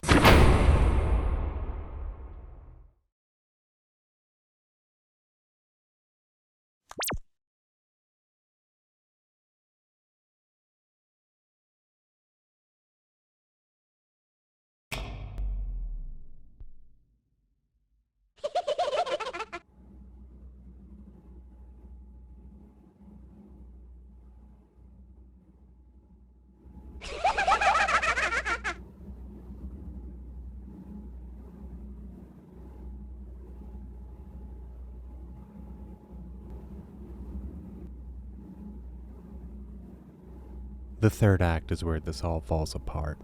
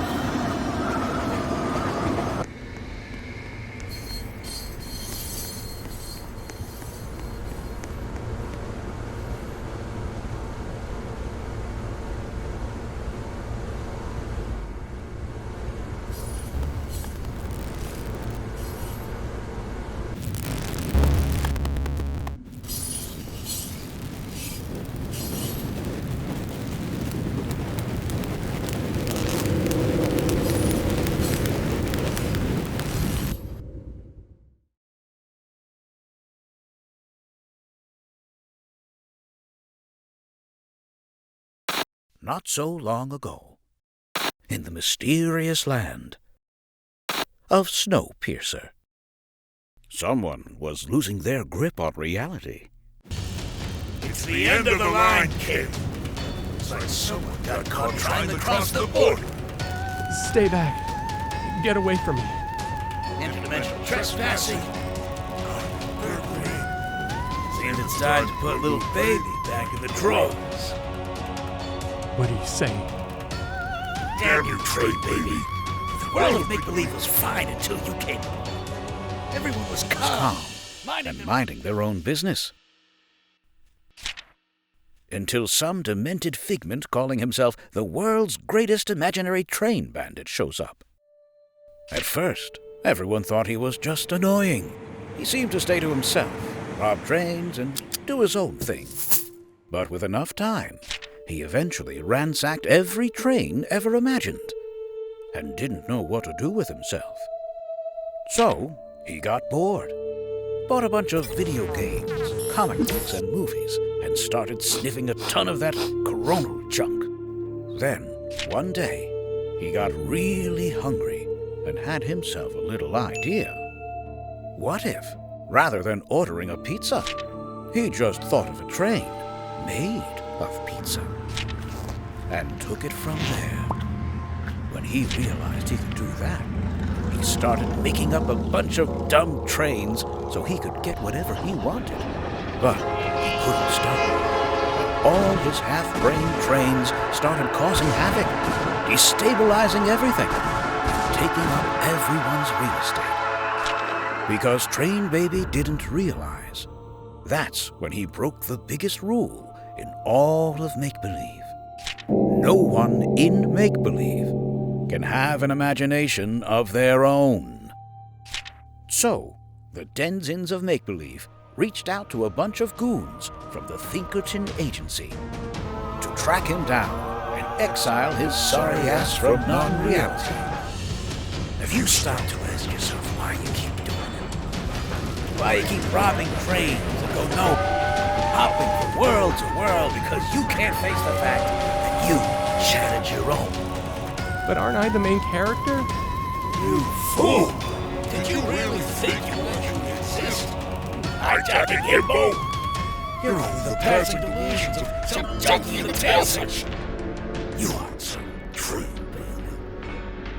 You're just the cream of the goddamn chrono planet. Am I not real? Where do we go? I don't know, but I don't like what's that tunnel up there. Is the tunnel coming out?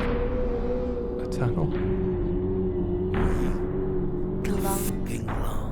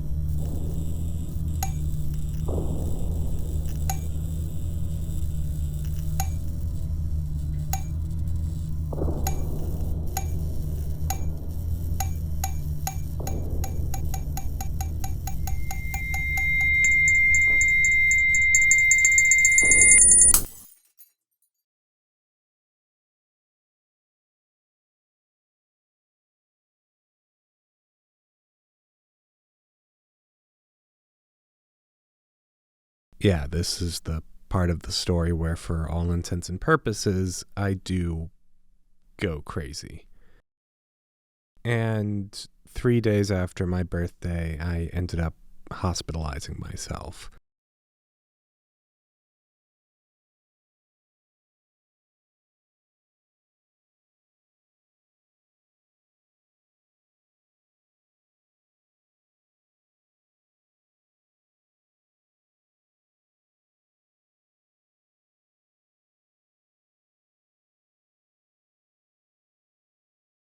There were a lot of contributing factors going into this.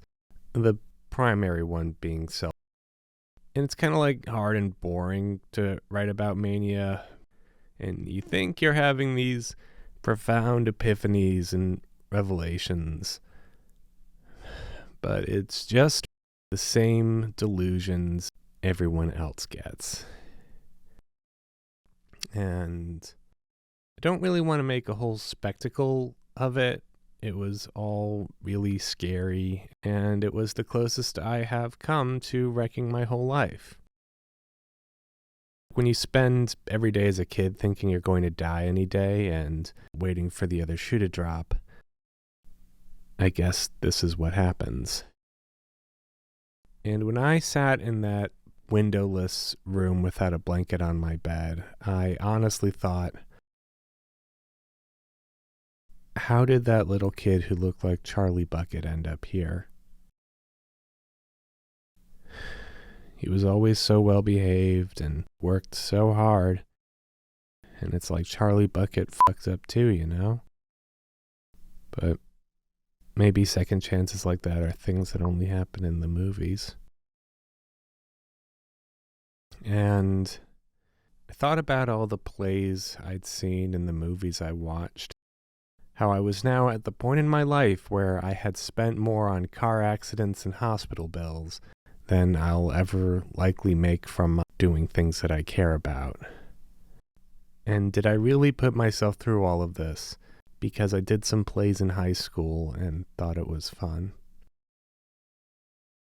And I thought about the night I saw The Host, which I still think in some way was, look, when you clicked on this video, this probably wasn't where you thought you were going to be at 2 hours in. And if it's a consolidation, I didn't think it was going to get here either. But I decided early on with this project that it was going to be about the truth. And if it's going to be about the truth, there were going to be some parts I had to leave in. And maybe I shouldn't talk about it because in some way it does alter the narrative a bit. But you also don't have to hear it if you don't want to. Maybe you're just tired or like having a rough day and just want to watch some content. And maybe you want me to just get on with the rest of this already ridiculous video. And it's your time. You have the choice to do what you want with it. And one way or another, that playhead's going to eventually stop moving. If you want to hear the rest of the story about the video, feel free to go to this time code. But if you want to hear the rest of my story, you can hang around here. I'll give you a second to think it over. There's no rush.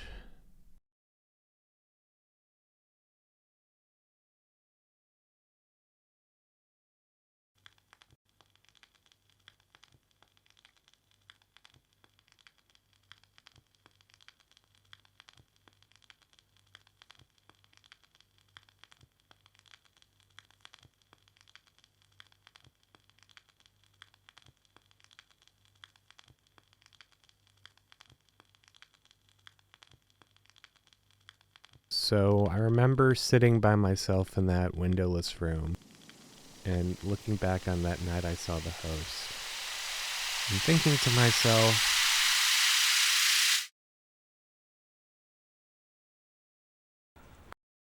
그렇게 한심 봤다냐?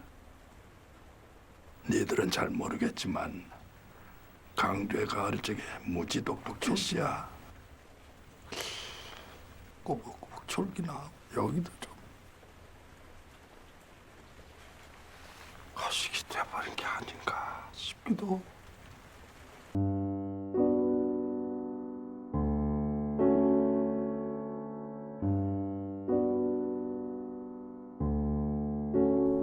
Growing up, I was nonverbal, meaning I was shut off and not communicating with my parents or the outside world. Mom says that when I finally did start speaking at age 4, the first thing I said was, "I think I know why people die." Because if nobody ever died, the world would just be a sea of bodies stacked on top of each other and no one would be able to move. She was so impressed. Not only was her son talking, but he was being morbid at an 8th grade level. Because my father was a highly successful writer, there was no treatment he wasn't able to afford.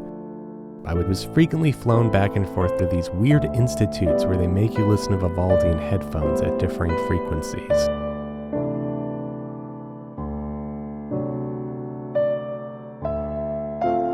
As adults, being on the spectrum is a matter of management. As a child, it's a matter of survival, where your symptoms aren't just social difficulties, they're a sign that you might never leave the house. My primary therapy was one called Floor Time, which was literally just constructive play with an instructor and your parents. It's harmless, but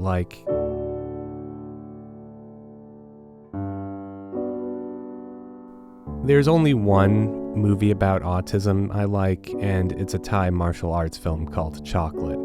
The lead actress didn't actually have autism, but she did do her own stunts, which I suppose makes up for it. But until I saw The Host, I'd never seen a film that actually... Although The Host was inspired by the McFarlane incident, it unintentionally did a great job of mirroring being caught up in the autism panic in the early 90s. Just replace the monster with the weird doctor with... and the virus with, well, the question that I ask myself. Simply put, there is no virus whatsoever. In 2021, the YouTuber H-Bomber Guy released his video, and when I brought it up with my brother, he said, "You know, Dad was really close with those people." The anti-vax crowd? I was shocked. Then, Matthew pointed out he wrote a whole book about it, called Fatal. Oh God, I forgot about Fatal. While not one of his best works, and in the later period, it is very much anti-vax propaganda. And the foreword Dad wrote in 2002. And if I could go back in time, I'd ask him, "Dad,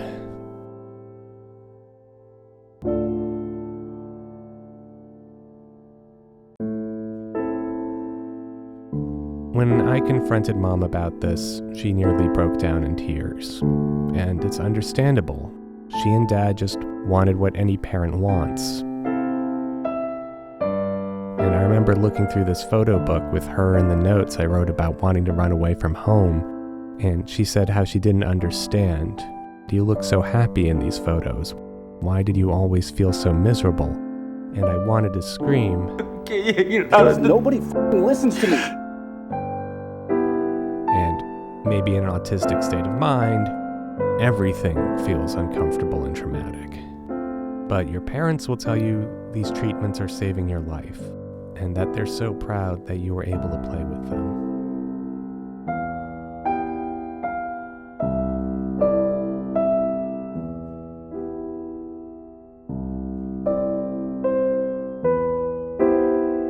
Dad once stated the actress Patty Duke.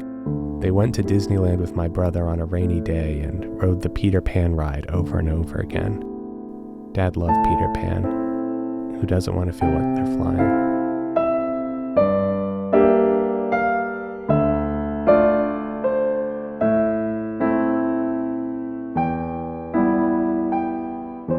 He was basically the combination of if Michael Crichton met Ric Flair. He wanted me to be special and exceptional and normal and magical and wonderful, and there was everything and nothing I could do to make that happen. Like many parents, he was a force of nature, and all of the most difficult conversations we would have would remain unsaid.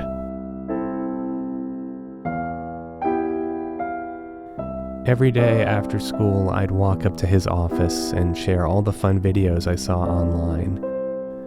We would laugh and talk about how one day I'd get a job making those kinds of videos. And when he died, I thought at least I could follow that dream. But I didn't realize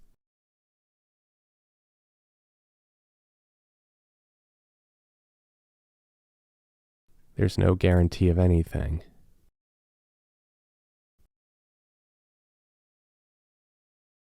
And I guess that when that didn't work out,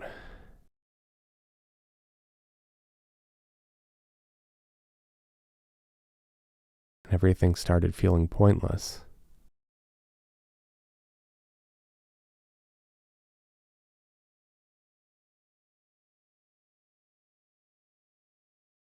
I know Dad still loved me.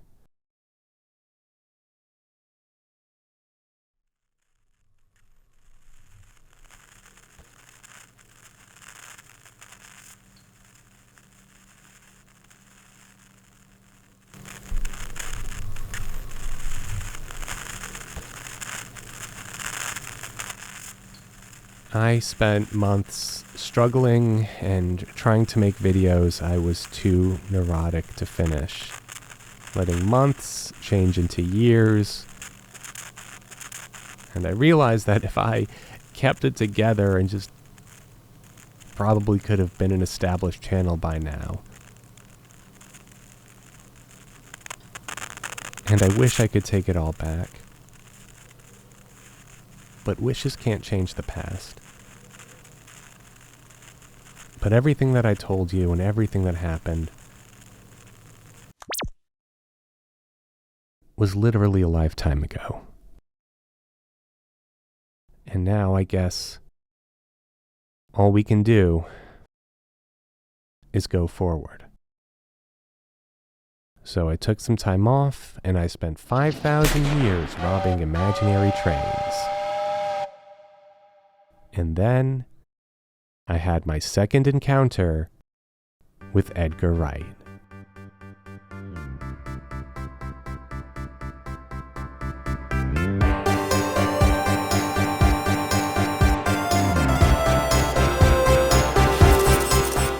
We are Sparks, dude. So when the theaters opened back up, I ended up seeing Edgar Wright's documentary, The Sparks Brothers, at the Lamley in Pasadena. At the time, I was going out with a piano teacher I met online. And although we didn't have a whole lot in common, she mainly liked me because I was the same height and age as Bo Burnham, we both agreed that this band Sparks rules. Also, dang, they're playing at Walt Disney Hall in February. It was almost like Edgar Wright, the guy who directed this documentary, is saying. And we both knew there really wasn't a chance our relationship was going to last that long, but now we both really liked Sparks, so we managed to snag some tickets before they sold out. I ended up seeing Sparks' film Annette twice in theaters, and before I knew it, time had passed and it was February. Since I'd never been to Disney Hall before, I constructed a complicated pickup plan, which I realized wouldn't work once traffic started getting thick. I told her to just meet me at the theater, which turned out to have the most reasonable parking I had ever experienced in LA. As I boarded the escalator out of the parking structure, I couldn't help but think,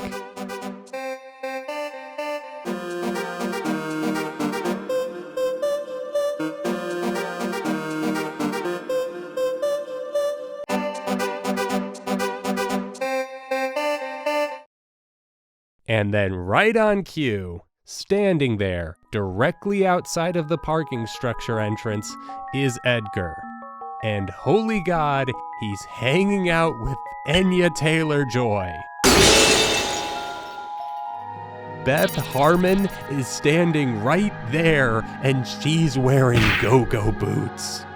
I mean, yes, I was truly beyond starstruck at this point. This was in fact my favorite zombie movie director and favorite X-Men mutant respectively standing in front of me. Miss Taylor-Joy's eyes that I have seen on billboards the size of buildings are now staring at me. I did just manage to take a second to acknowledge that I ran into him at Festival Supreme before leaving them to their group since I didn't want to intrude. But after I got in line, I did manage to walk back and let him know that his documentary was the reason my friend and I were there that night. And we both thought it was terrific. And it was the second movie I saw in theaters since they reopened, which I could tell was actually nice for the guy to hear. Of course, I ruined it by saying the first was from the Book of Saw, but I thought yours was much better, which led to some light laughter from the group. And as I left, I heard one of them said, to which Edgar replied,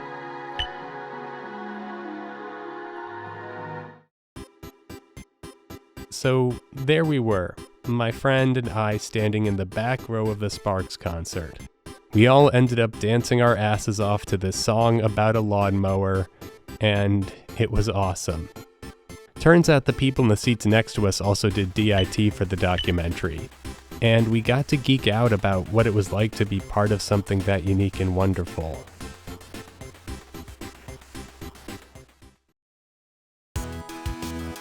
Life is ups, downs, starts, and stops, but sometimes there are these moments that do feel like something straight out of a fairy tale, where you look around under the night sky at the softly lit courtyard surrounded on all sides by musicians, geeks, and movie stars, and for a few hours, everyone is on the same level. And I thought, this was it. As close to the stars that I got, maybe I didn't do such a bad job. Not bad for a Trainbaby.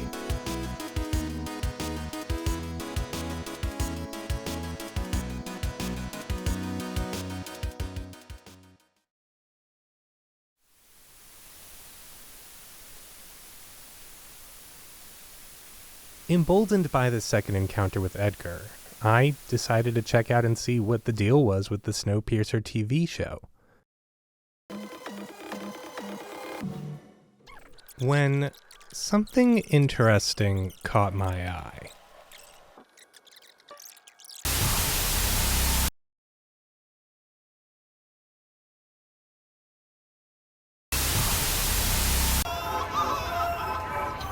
Ta-da! We'll be here in a jiff.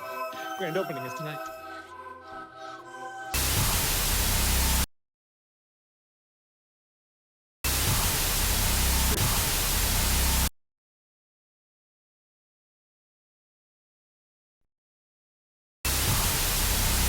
I'm going to climb that frozen mountain and send a balloon. They've gone mad without us.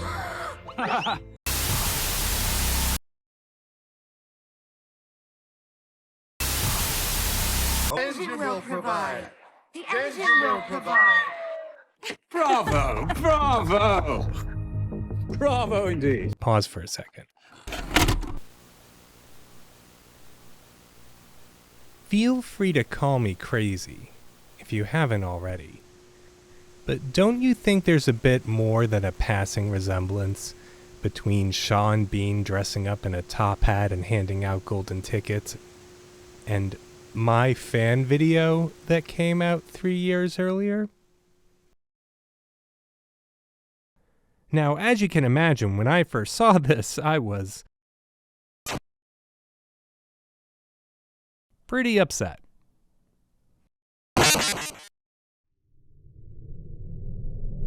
It's all there, black and white, clear as crystal. You stole... One stole my music and framed me! Bogus. I'm glad that Snowpiercer found my video interesting, and I'm glad that you, a fellow Snowpiercer, find it interesting as well. But come on, man. When a train 1,001 cars long rips off the actual hard work and analysis of a tiny channel, the least you can do is drop me a link. And then my complication had a little complication.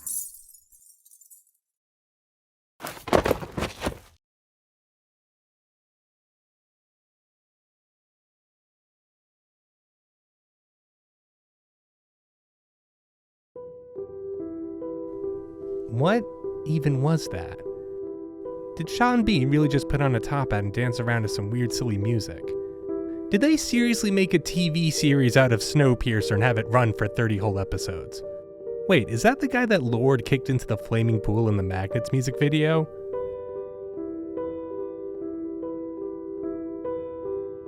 Was this all an oversight?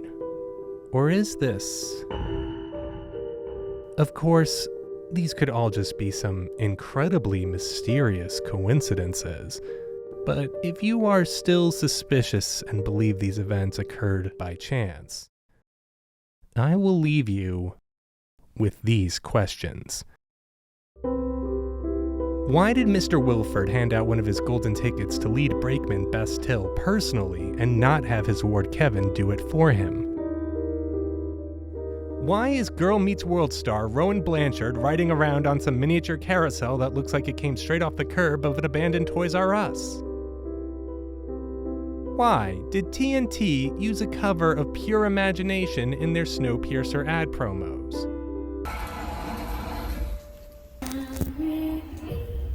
Snowpiercer's an art. It's beautiful.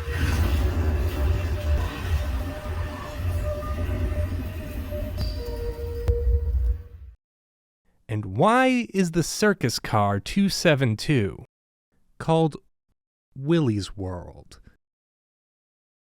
when the character's name is Joseph?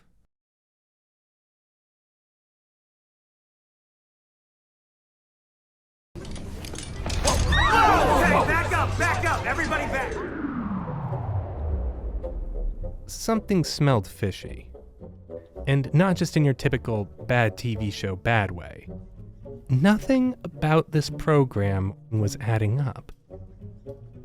But as I continued my investigation through the train archives, I realized I'd already made 2 fatal mistakes. The first is that I was in way over my head. And second, one does not simply start watching the Snowpiercer TV show at Season 2, Episode 9.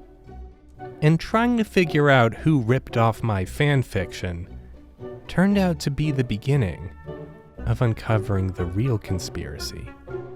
A messy affair spanning years, rife with scandals, dirty politics, and some real foul play. And as the pieces all started to come together, I had a realization. The real mystery was never about what happened to me. It was trying to figure out what the hell had happened to Snowpiercer.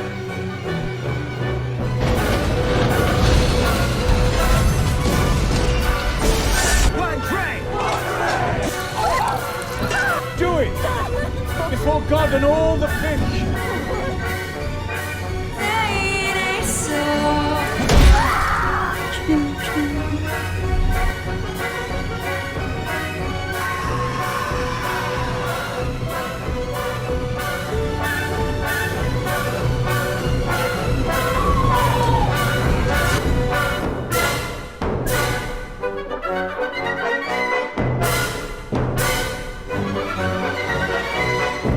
How would you like to know the dirtiest little secret on the whole damn train?